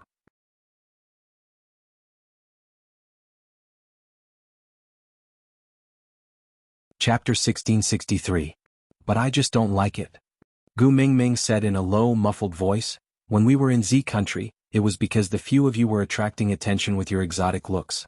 Every day there would be lascivious bees and butterflies trying to get close to you. That was why I decided to come to F country. I originally thought that your looks would not differ much from the locals here and those women would not stick to you anymore. Who knew that you all had a bitch-attracting buff, causing people to worry no matter where you go?" Leah maintained his noble character of not letting others die and pointed at Elvis and said, "Mingming, I'm innocent. The females in my medical team have long been kicked out by me. Even the corpses I use for dissection are male. I know my Mingming hates other females touching me the most, so I love myself very much and will not give those bitches a chance to get close to me." As Leah said that, he even transformed his beast ears and rubbed them against Gu Mingming's hand, looking like he was begging for praise and love. Gu Mingming nodded her head in satisfaction before reaching out to rub Lee's beast ears. She looked at Leah with a "you're still the most obedient" expression, causing Lee's heart to flutter before a little fox seductive fragrance was released. Snakel frowned and grabbed Leah by the back of his neck, throwing him to the other side of the boat. He said coldly, "Don't do it in public, it'll be troublesome to deal with the aftermath." You're just jealous that Mingming dotes on me, right?" Snakel admitted openly. In this family, compared to Elvis, the first partner, he was even more jealous of Leah, who could always control Tuming's emotions. This shameless fellow really carried out the principle of being undefeatable when one was the most despicable. After throwing Leah away, Elvis sat beside Gu Mingming and held her little hand, saying, "Everything I have belongs to you. I won't even allow the air around me to be contaminated by other females. So don't worry, I don't have that bitch-attracting buff." Gu Mingming nodded her head in agreement. After all, in the years before she grew up, Snakel was really so extreme that even his own mother did not allow him to speak to him. In order to give her a complete him, he was misunderstood as a mute for so many years. He really didn't have a bitch-sucking buff. Gu Mingming retracted her little hand and took the initiative to wrap it around Snake's neck. She patted his back lightly and sniffled as she responded with a Snake then smiled, then pointed at Gregory and said, "As for him, he could guard Mota Mountain for 1,000 years without any status, just to exchange for your peace of mind. Although I'm by your side now, I'm just in the awkward position of a guardian beast." The 4 words, "I can't get what I want," were like shackles tied around his neck. You are his dream and he will not rest until he dies. His eyes have never moved away from you. He exudes a strong sense of, "This bird has an owner," from head to toe. No matter what kind of B*TC she is, she wouldn't have laid her eyes on a piece of wood like him who has no blind spots and is impervious to everything. Gu Mingming looked up in the direction of Snake's words and met Gregory's deep and passionate eyes. He did not have time to dodge and just met Gu Mingming's gaze.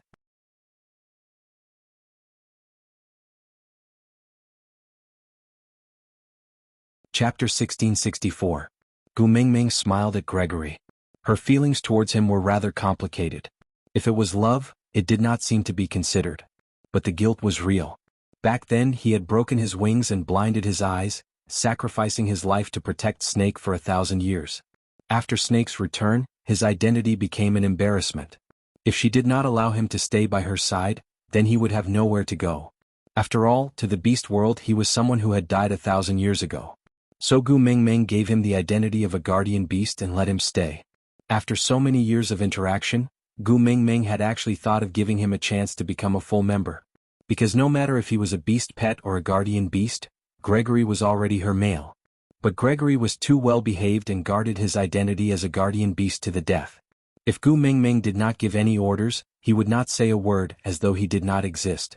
As for mating, Gu Mingming could not possibly give an order. "Gregory, come over and lie down for me, I want to clap for love with you." Right? No matter how experienced she was, Gu Mingming was still a woman. Such words were too shameful and she really could not say it. So one could not say it while the other was unwilling to take the initiative. The two of them dragged it on and on. The longer it dragged, the harder it was for them to say it, and slowly it became like this. Gu Mingming shifted her gaze away and looked back at Elvis. Elvis pursed his lips and could not say a word for a while. He was not as eloquent as Leah, nor did he understand the rules of this world like Snake, who had lived here for more than 10 years. He did not know how to communicate with Xiaomeng. He could not even understand what the so-called bitch-sucking buff was. But he only knew one thing. His Xiaomeng was suspecting him of being unfaithful. This was a very serious accusation, but he did not know how to defend himself. That damned female just now had really stuck close to him. Even though he had sent her flying with a kick, she was still trying to stick to him. Could it be that the keep away from strangers aura from his entire body was only effective on wild beasts? The females in this world did not have any sense of danger? Frowning, Elvis tightened his arms around Gu Mingming's waist. His throat felt tight and his heart was flustered, but he did not know what to say. Staring at Gu Mingming for a while, he could only force out a sentence, Xiaomeng. Gu Mingming also knew that Elvis was a man of action, and it was almost impossible for him to say sweet nothings. But even though she was unhappy, she would not really suspect Elvis of cheating. After all, she knew better than anyone how much her partners loved her. Not wanting to make things difficult for Elvis, she looked up at him and said, "I don't like other females getting close to you." "All right." Elvis nodded his head seriously and replied, "I will eat whoever dares to come near me." Gu Mingming was amused by Elvis's serious look. She leaned on Elvis's chest with a smile and said, "That's not necessary, but the next time another woman approaches you, tell her, 'I have a wife, stay away from me.'" "That will do." "All right." Elvis always accepted all of Gu Mingming's requests without any objections.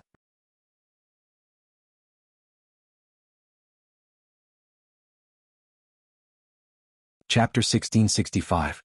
This trip to this small town was not just for sightseeing. Elvis had his eyes on the reward offered by the behind-the-scenes boss and decided to attend his underground fight. So Gu Mingming brought along her entire family to accompany Elvis to meet the behind-the-scenes boss. She had thought that the meeting would be held at some office building or office, but she did not expect the other party to suggest a small dock in a remote town. When she reached the designated location, Gu Mingming was momentarily dazed. Not because of anything else, but because she recognized the so-called behind-the-scenes boss with one look. Frowning, Gu Mingming sat on her little boat and did not move. And her males followed her gaze the moment she frowned. When they saw the person sitting upright, their murderous aura overflowed and could not be concealed. Cole. Leah was the first to murmur softly. He and Elvis had died in Cole's hands before. Although it had been 1,000 years, that grudge had long dissipated in the long river of time, and those past conflicts and grudges had long been put down. But no matter when, the person who made Gu Mingming frown deserved to die. This was the consensus that the four males of the Cheng family could reach without any discussion. Gu Mingming sensed that the atmosphere was not right, and understood that her momentary shock had given her men the wrong hint, so she hurriedly adjusted her expression and said, "Don't be like this, I am not angry." After becoming a beast deity, Gu Mingming's state of mind had become much more stable. Many things that she could not understand and could not see through in the past gradually became clear. As the saying goes, those closely involved cannot see clearly. Just like what Qixin had said before, Cole was good at scheming and often set up traps to drag her into it. But if one were to think about it carefully, she was the one who ultimately benefited from every situation. It was just that she did not like him, so everything he did was despicable, dirty and unforgivable in her eyes. And in the end, in order to protect her and fulfill her wish to obtain the spirit of the rocky cliffs, he did not hesitate to force her to kill him with her own hands, causing him to sink into the deepest despair and the most painful state. As time passed, the hatred in her heart had long faded to the point that it could no longer be found. If they had not met again today, Gu Mingming thought that what Cole was most worried about would have happened. After all, that person had only begged, "I would rather you hate me than forget me." But now she had forgotten about him. Taking a deep breath, Gu Mingming led the way to the dock and sat in front of Cole. Cole tilted his head and looked at Gu Mingming. After staying silent for a long time, he spoke in fluent Chinese, "I feel that I should know you, right?" The corners of Gu Mingming's lips twitched as she smiled. After not seeing him for so many years, Gu Mingming had once thought that Cole was completely dead. She did not expect that his obsession with her would allow him to pass through the cracks in the environment and arrive in her world. Unfortunately, they were not fated to be together. So even though they were in the same world, he still couldn't meet her, and he couldn't even remember her. Perhaps. Gu Mingming had never imagined that she could face the man she hated so much. You've been searching for my man all over the world, we really need to get to know each other.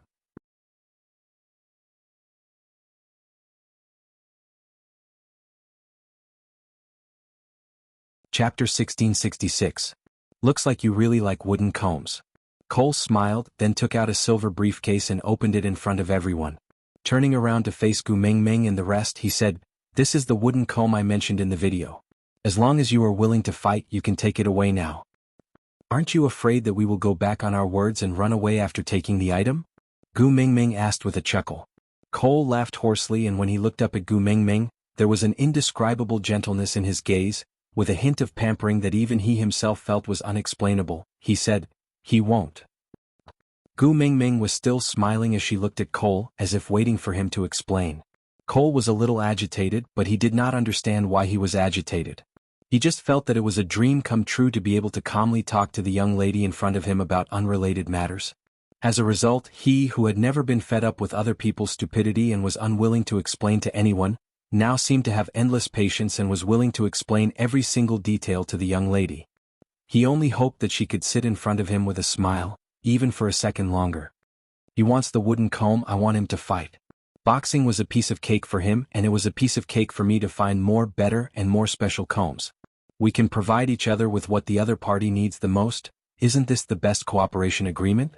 Of course he can take the wooden comb and leave now, anyway I can't beat any of them.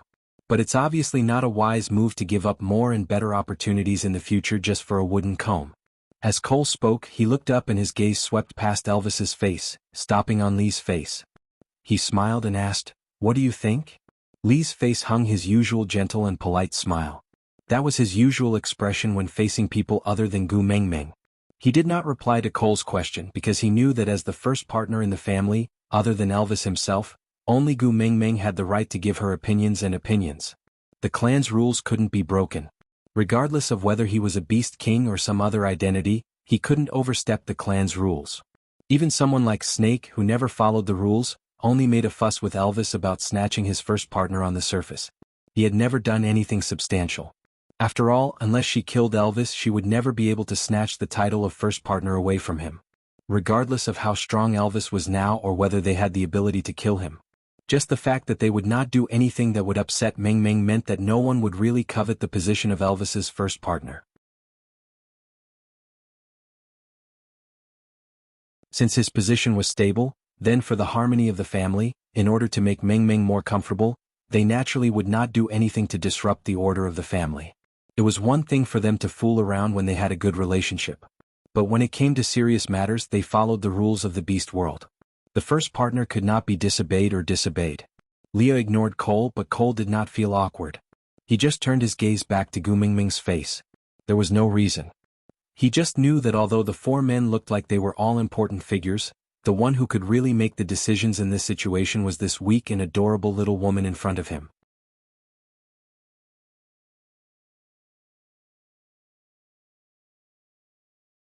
Chapter 1667. Gu Mingming did not converse too much with Cole. Since the matters of the past had gone with the wind, forgetting each other in the pugilistic world was the best ending for both of them. She did not want Cole to remember those past events in the beast world. His infatuation was a burden to her.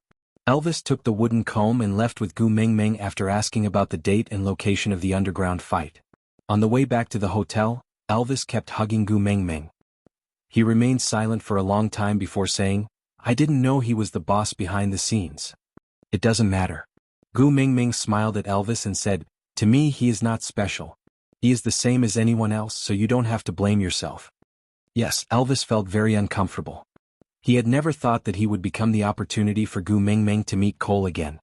He tightened his grip on Gu Mingming and said, "Then do you still want this wooden comb?" "Of course." Gu Mingming took the wooden comb from Elvis and smiled. "Didn't you say that whoever gets this wooden comb will be blessed with happiness? You went through so much trouble to get it for me, how can I not want it?" Elvis smiled and kissed Gu Mingming's face, saying, "Then I will help you comb your hair." "All right." Gu Mingming sat up straight and let Elvis start combing her hair. Strangely enough, Leah was especially talented in cooking, while Elvis's dark cuisine had not improved even after 1,000 years of rebirth. But Elvis's obsession with Gu Mingming's hair allowed him, a man who could easily break someone's arm, to learn several exquisite hairstyles in just over a week. He was equipped with a mobile phone, but other than taking pictures of Gu Mingming, he could only use it to read various hairstyles from the app. Strangely, he had a photographic memory when it came to hairstyles. As long as he looked at it once, he would be able to do it on Gu Mingming's head.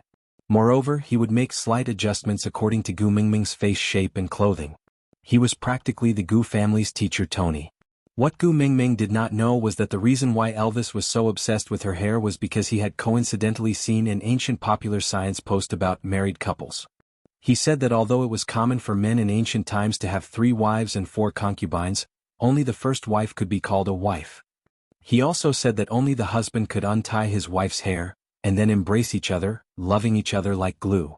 If his first wife died early, he only needed to break the wooden comb she used into 2 pieces and place one half of it in her coffin and the other half on his body. In this way, no matter where he went, he would be able to find her and never be separated from her again. Gu Mingming had 4 partners. Although Gregory was not official, based on everything he had done for Gu Mingming, Elvis still acknowledged him as a family member. Therefore he had to gather 4 wooden combs. Only then would he be able to have all the people by her side accompany her forever. Although he also wanted to monopolize it. But he couldn't bear for her to suffer, couldn't bear for her to be incomplete, couldn't bear for her to have even a trace of regret. But he had never told anyone about these. He only monopolized Gu Mingming's hair as the first partner and did not allow anyone else to touch it. He was the first wife. Although it was just a title, he was not willing to give it to anyone else. The underground boxing match that Cole had arranged was to be held a week later. As the incident of Elvis killing the boss of the Black Fist in seconds was already known to everyone underground, the moment the news of Elvis participating in the match spread, the entire underground boxing world was in an uproar. It was hard to get a seat in the audience. A match that did not require any marketing to be so popular naturally did not need to be dragged on for too long. Aside.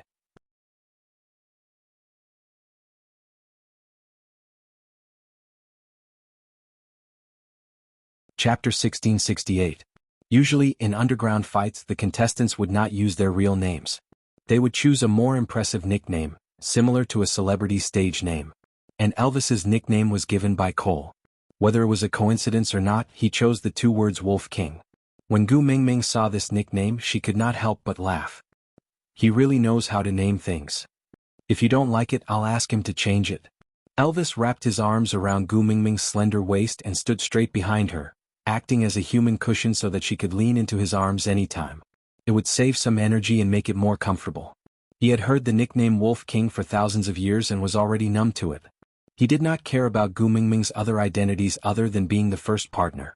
So if she did not like it, he naturally did not mind changing it to something else.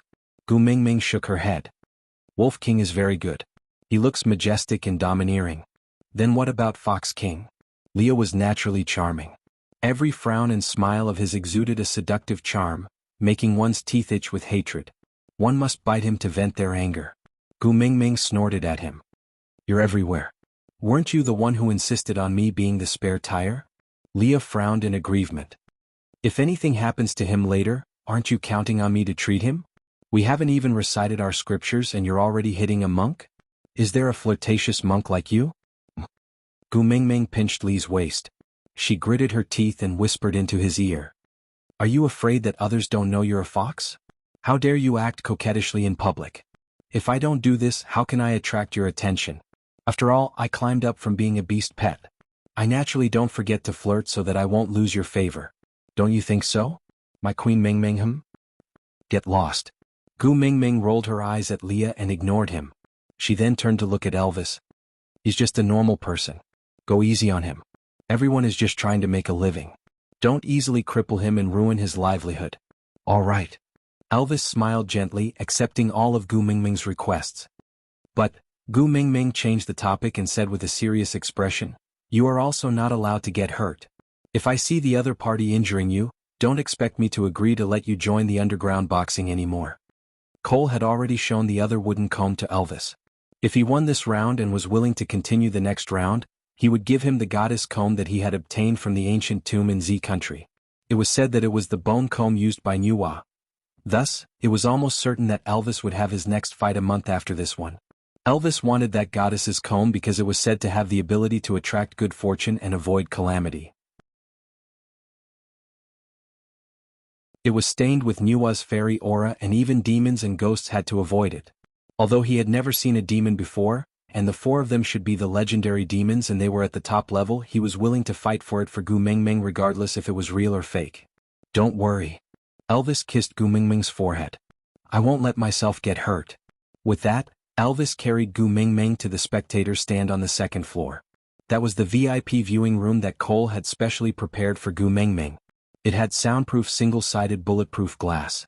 Even if Gu Mingming could see the arena clearly from the second floor, the people outside would not be able to see her. Out of topic.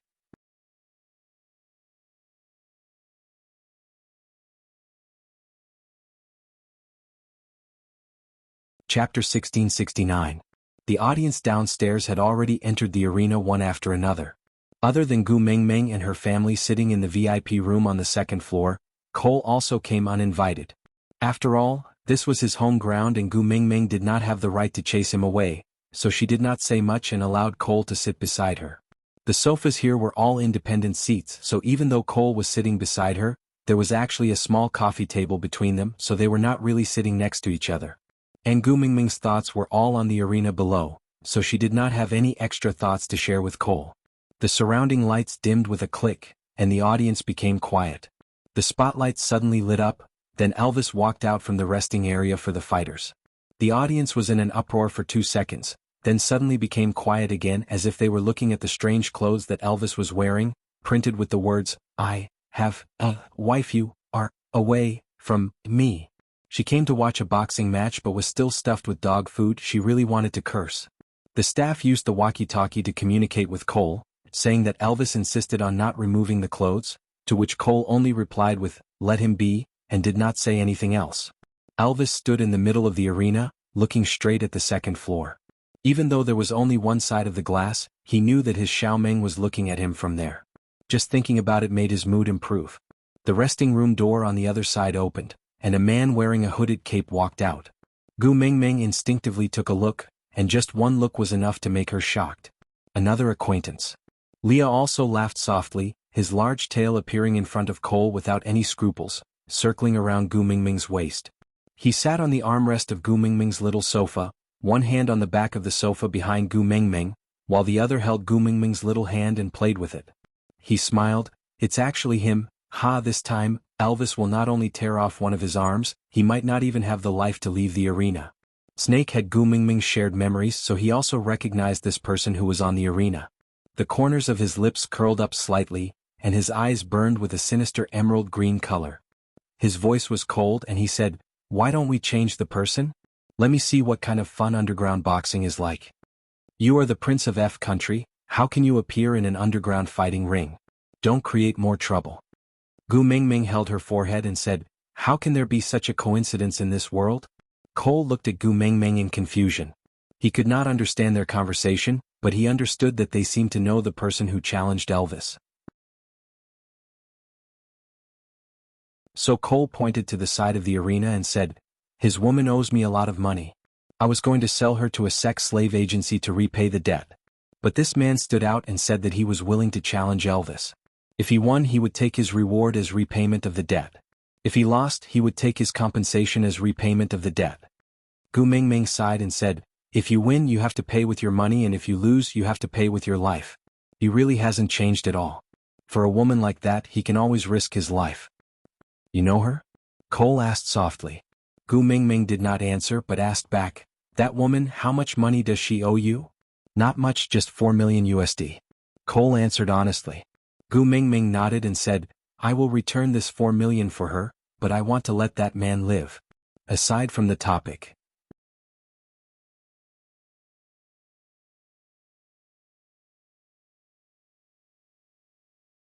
Chapter 1670. All right. Cole did not even have to think before he agreed. After agreeing, Cole was a little puzzled. He was not puzzled why he agreed, but puzzled that not only did he agree, he even wanted to add, "You don't have to return the money." What puzzled him the most was that he did not dare to say what he wanted to add.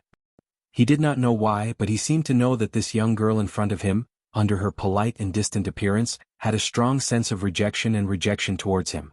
If he displayed too much intimacy and friendliness, she would immediately hide far away. So if he still wanted to see her, he could not cross certain boundaries.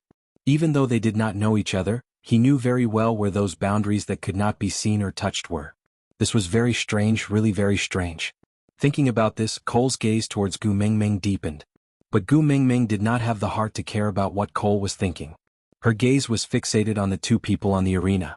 Clearly, Elvis had also recognized his opponent. His face, which had been cold to everyone other than Gu Mingming for thousands of years, actually cracked into a smile. But that smile was so eerie that it made people shiver in fear. The reason why the audience bought tickets was to witness Elvis's breathtaking instant kill. But the situation changed because of his opponent's appearance. Elvis did not seem to be in a hurry to end the battle as quickly as before. Instead, he started torturing his opponent on the arena as if he was having fun. It was not wrong for him to promise not to hurt his opponent easily. But this did not include the fact that his opponent had hurt Gu Mingming before, and had almost broken her neck. Elvis squeezed his opponent's shoulder blades forcefully, causing his opponent's arms to hang limply by his side. His pained cry made the audience extremely excited because of the bloody scene, but it did not evoke any pity from Elvis. Then Elvis raised his leg and crushed both of his knees, causing him to lose all interest in life like a puppet with its strings cut. Elvis grabbed his neck and lifted him up. When their eyes were at the same level, his azure blue eyes squinted and he instinctively bared his teeth. His opponent's eyes were already filled with red veins and were even bulging slightly. His limbs did not have any ability to resist and he could only let Elvis deprive him of air bit by bit, putting him to death. He had seen Elvis's previous match and knew how strong of an opponent he was. Hence, he did not expect to leave this arena alive. But he did not understand why Elvis did not finish him off cleanly like how he did with his previous opponent. Instead, he deliberately tortured him with hatred, as if he wanted him to clearly feel his life slipping away every second before he died. Had he ever offended someone like this Shura before? Hubby. Gu Mingming pushed open the window on the second floor and called out softly. Although the people around the arena were making a ruckus, the Beast King's hearing was extremely good. Moreover, Elvis had always been sensitive to Gu Mingming's voice, so he naturally would not miss her call. Releasing his grip, Elvis threw his opponent, who was limp like a puddle of mud, onto the ground and went up to the second floor without looking back.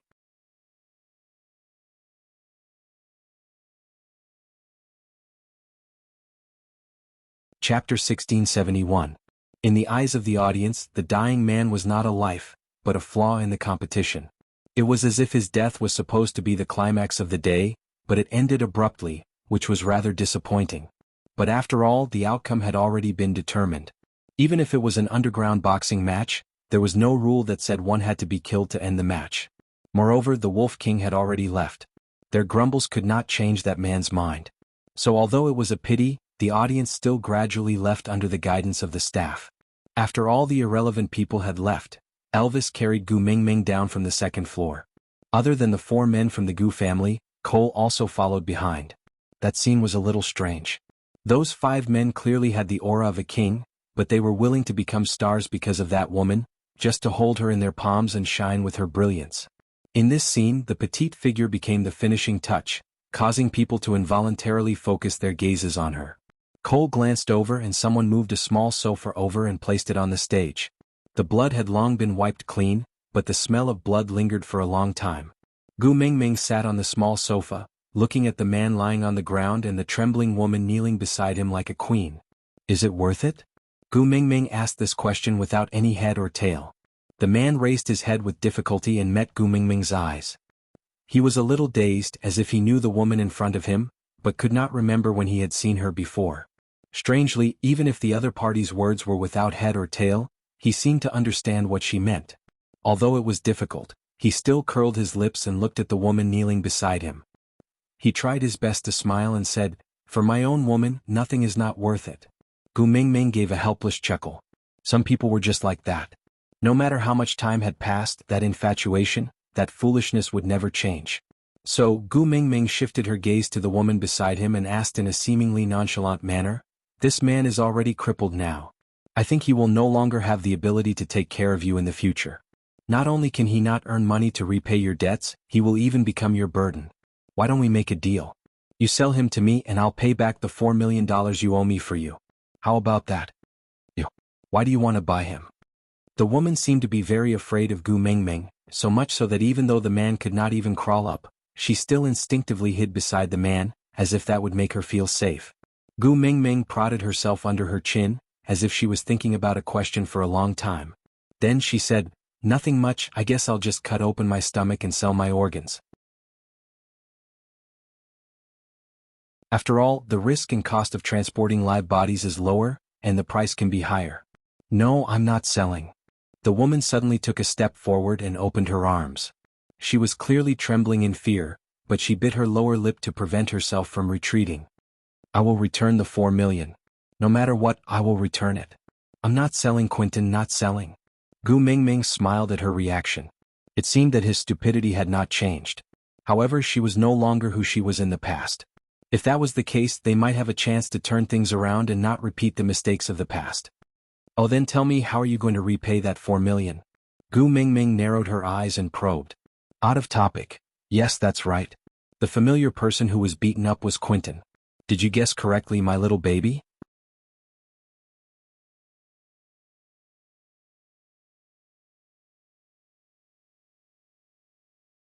Chapter 1672. The woman bit her lower lip, then looked up at Gu Mengmeng and said, "Wait a while, just wait a while more. When our children are cured, I am willing to go with you.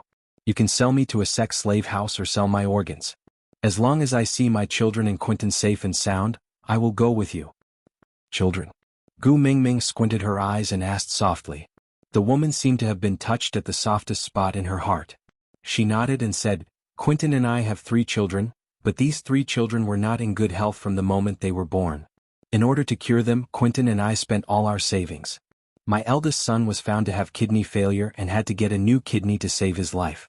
He could not wait for the queue for a kidney source, so I could only pay a high price to buy an underground kidney source for him.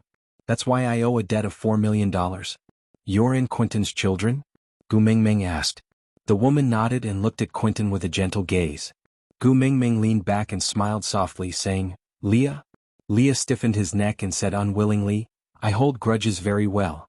It's not a problem to kill him, but to save him, Then who was the one who created the opportunity for him? Gu Mingming's light sentence made Leah lose his temper instantly. Back then he was the one who deliberately spoiled Nina and spoiled her more and more. He allowed Quentin to lay his hands on Gu Mingming, and he was the one who appeared at the crucial moment.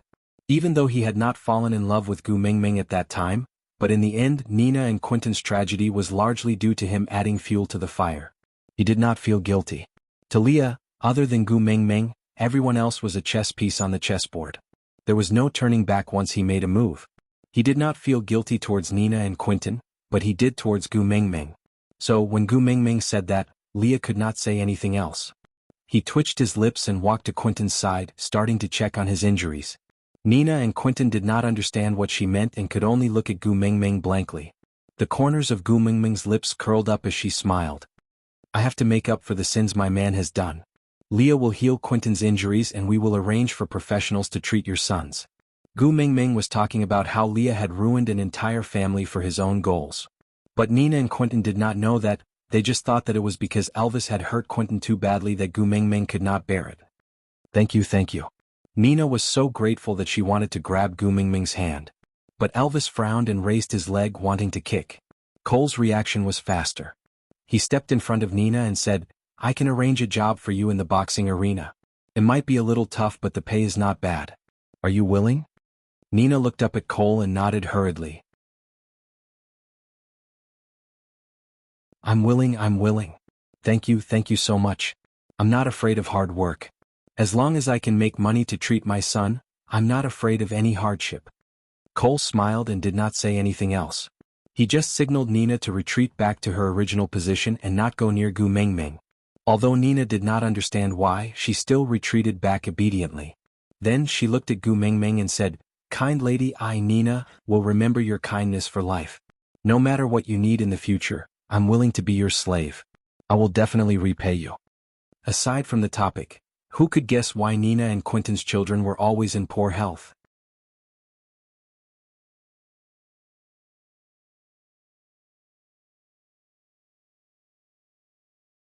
Chapter 1673.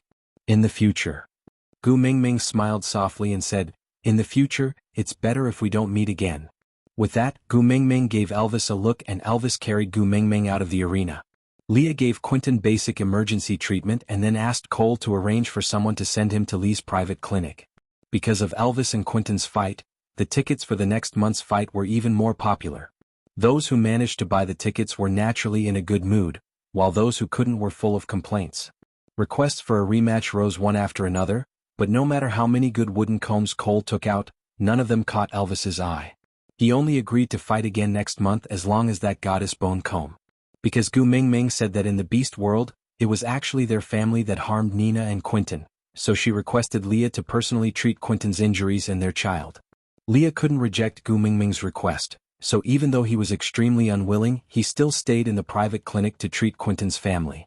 It was just that he didn't charge medical fees, but there was an especially strange rule, which was that family members were not allowed to visit. To put it bluntly, it meant that Nina was not allowed to enter his clinic, or else he wouldn't treat her. As for Snake, he was the prince of F country after all. Although it was absurd for him to leave his family matters behind and run to Z country to study in a third-rate university, but his family members couldn't object to it, so they just let him be. But now that he was back, the family matters started to pester him again. After all, he was in charge of the family, who would dare to make decisions on their own. Big and small matters piled up, causing Snake to be unable to attend to them. Gu Mingming smiled and told Snake to focus on earning money to support the family. After all, she had just squandered 4 million USD. Snake was the only one in the family with financial resources, so he naturally couldn't slack off. Snake couldn't do anything to Gu Mingming, so he could only agree. Then he sat in the study to deal with the mountain of work. As for Gregory, it was rare for him to take the initiative to speak to Gu Mingming, saying that he wanted to visit Quentin at Lee's clinic. Gu Mingming was a little surprised. She knew that Elvis and Leah knew Quentin. Snake had shared memories with her, so it wasn't strange that he knew Quentin. But Gregory, Gu Mingming thought for a while before realizing that Gregory was a bird and so was Quentin. They were born together on Moda Mountain, how could they not know each other? Nodding her head, Gu Mingming said considerately, "It's all right, I have Elvis with me. You can go." Just like that, Gu Mingming and Elvis had a rare couple time. As for being able to enjoy Gu Mingming to himself openly, Elvis was very happy to see it happen. Gu Mingming didn't want Elvis to hug her, instead she held hands like a normal couple. She looked up at Elvis and said, "Hubby, strictly speaking we got married before dating, and then we had a child before we even had any sweet time together. The process was extremely rushed. It's rare that I'm free today. Why don't we go on a date?" Elvis chuckled and said, "That's right, I have been promoted from old godmother to boss, then hubby, but I have never been your boyfriend." But Leah and Snake had been.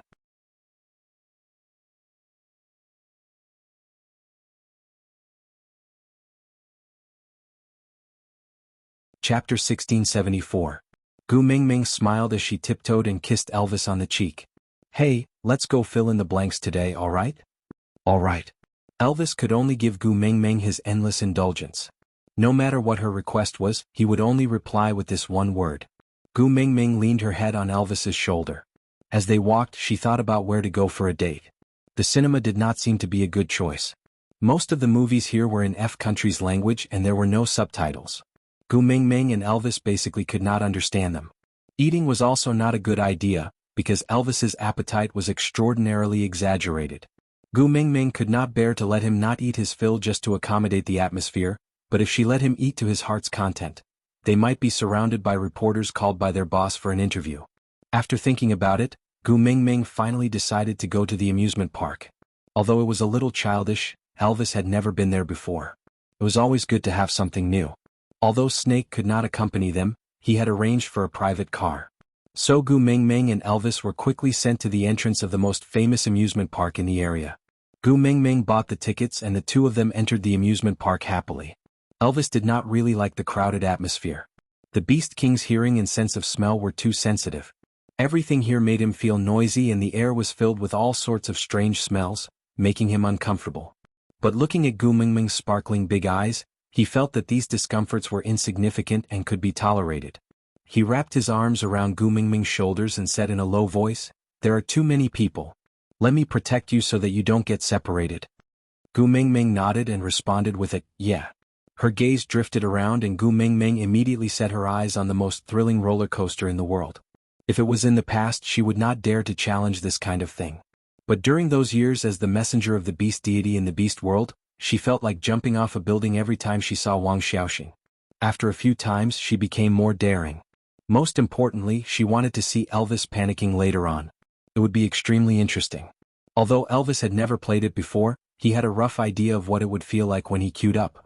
She queued for a long time, but this did not diminish Gu Mingming's enthusiasm. When the safety belt was buckled, Gu Mingming was still very excited. Turning her head to look at Elvis, she held his big hand and said in an especially imposing manner, "If you're afraid, call me out. I'll protect you, understand?" Elvis curled his lips, his expression calm and doting. Should he respond with a cry of panic, to satisfy her little desire?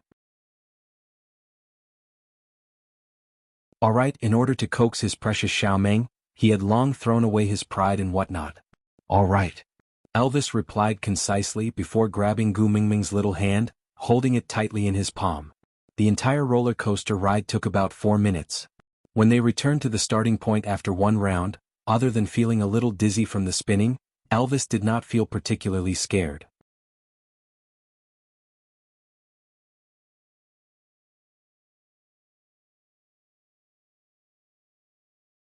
Chapter 1675. When the staff came up to help remove the safety belt, Elvis felt his arm being pricked by someone. He raised his head in alarm and looked at the staff who had his cap pressed down to the very bottom. That person revealed an evil smile and said in broken Chinese, "You woman, if you are fine, be obedient." Elvis immediately turned back to look at Gu Mingming and realized that she had already been helped down from the other side of the roller coaster by the staff. The staff said that Gu Mingming had a heat stroke and needed to rest while taking her away from the staff passageway. Elvis wanted to chase after her but realized that the safety belt was still fastened tightly in front of his chest. He wanted to push the safety belt away but it did not budge at all. Only then did he realize that he could not exert any strength, and the angrier he got, the more dizzy he felt. Even his vision started to blur and he clenched his teeth but could not support his consciousness that was slowly fading away. Only when Elvis had completely fainted did the staff unfasten the safety belt. He turned back and a few people who were pretending to be tourists came over and carried Elvis away. And all these did not attract anyone's attention in the amusement park. When she woke up again, Gu Mingming felt weak all over and her eyelids were heavy and dry. She did not even have the strength to lift her head and rub her eyes. You're awake." An unfamiliar man's voice sounded from not far away. Gu Mingming turned her head and used her peripheral vision to see a silver-haired man sitting on a European-style armchair not far away. She guessed that he was about 60 years old. He did not look old and instead had the demeanor of a godfather in a gangster movie. The man sat there with his hands crossed and supporting himself with a walking stick. He looked at Gu Mingming with a faint smile. His Chinese pronunciation was not good, but it was considered above average among foreigners and he had no problem in basic communication. "Who are you?" Gu Mingming's voice was extremely weak and she panted after saying just 3 simple words. "Harold." The silver-haired old man said his name in F language like a gentleman and then translated it in Chinese, "You can also call me Harold." Purpose. Gu Mingming's physical strength was limited but she had no choice but to deal with the man to gain more time to regain control of her body. As long as she could move her hands, all she had to do was to scratch her ears and cheeks or beat her chest and the 4 men in her family would immediately appear here. By then, haha, I don't care if you are Harold or Hello Kitty. They would crush you into dregs. I mean no harm. Harold said, "I know you are Prince Snake's fiancé and I have no intention of becoming enemies with Prince Snake. So, even though it was a bit abrupt to invite you over, at least I still maintained my gentlemanly demeanor." He meant that he was already doing Snake a favor by putting her on the bed and making her unable to move. What else could he do? Was he going to be locked in the dungeon with a tiger stool and chili water? Gu Mingming laughed coldly and said, "When Snake comes, you can explain it to him like this and see if he will listen." Harold did not seem to take Gu Mingming's threat to heart. He did not want to be enemies with Snake, but that did not mean he was afraid of him. Otherwise he would not have dared to target Gu Mingming. Making a "so what" expression, Harold did not continue Gu Mingming's words and instead revealed his true motive. As long as you are willing to help me with a small matter, I will naturally send you back with my sincerest apologies. Out of topic. Did you guys think that I would obediently hand out sweets just because I was an outsider? How could that be possible? I am so mischievous, but don't worry, the men in our family are all very strong. Anyone who tries to scheme against them will be courting death.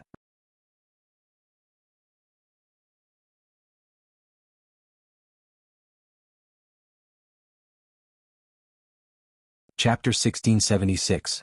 The threat was obvious. If Gu Mingming obediently helped him with this small favor, he would let her go and give her an expensive apology. On the other hand, if she did not agree, then he would not let her go today. Furthermore, when he kidnapped her in the amusement park, everyone was wearing the uniform of the amusement park. Even if Snake found out about the amusement park, it would take him a lot of effort to trace it back to him. By then, she might have disappeared from this world forever. What else could Snake do in a situation where the dead could not testify? Gu Mingming smiled softly without a trace of fear on her face. Harold's words carried a kind of self-evident craziness, arrogance, and even certainty. This was not the first time he had done something like this. Or perhaps in his eyes, a young and ignorant little girl, like her, was really easy to scare. But he did not know that the young girl before him had lived for 1,000 years in the other world. This level of threat was really nothing in front of her. Admittedly, Gu Mingming did not have the powers of a beast king in the past. She could not use her slender hands to crush this little rascal who was pretending to be deep in front of her. But her partner could. I wonder what Mr. Harold would like me to help with? Gu Mingming said as she tried to move her fingers. Very good, the effects of the drug were gradually fading and her body was slowly regaining its self-control. It's very simple. As long as you can convince the bodyguard that Prince Snake arranged for you to stay under me and become my fighter, I will naturally give you an equivalent reward. Oh, you want to buy my man? Gu Mingming used both her hands to support her upper body on the bed. Harold was rather surprised to see Gu Mingming sitting up. But when he thought about how he did not want to offend Snake, he drugged Gu Mingming a little lighter than usual. Hence, the surprise flashed across his face and did not stay for long. No. I don't want to buy your man, I just want to buy your bodyguard. Gu Mingming chuckled and said, since you want to buy him, why don't you talk to him directly? Pausing for 2 seconds, Gu Mingming realized that an undetectable hint of awkwardness flashed across Harold's face. Thus he understood and said, oh, I did talk to him but he didn't listen to you at all. Let me guess. You must have used threats and carrots but he just wouldn't budge. You couldn't do anything to him so you used me as a breakthrough point, right? Harold coughed twice. Clearly he felt a little ashamed that he couldn't do anything to a man, so he turned his attention to a little girl. But there was no other way. He wanted that man. Harold had been doing whatever he wanted in the underworld for so many years, but it had been a long time since he had that kind of crazy desire to conquer. He desperately wanted to see this arrogant and sinister man submit to him, become his most humble servant, the most docile servant, and the most vigilant guard. Gu Mingming did not miss the fervent look in Harold's eyes. She had seen this look too many times in the past 1,000 years. Raising her slender hand, Gu Mingming gently touched her collarbone. She smiled faintly and said, since you want him, you should tell him in person. If you don't even have the courage to face him, how can you do it? Aside from the topic, next episode, Summon Elvis. Was this considered a literary blockage?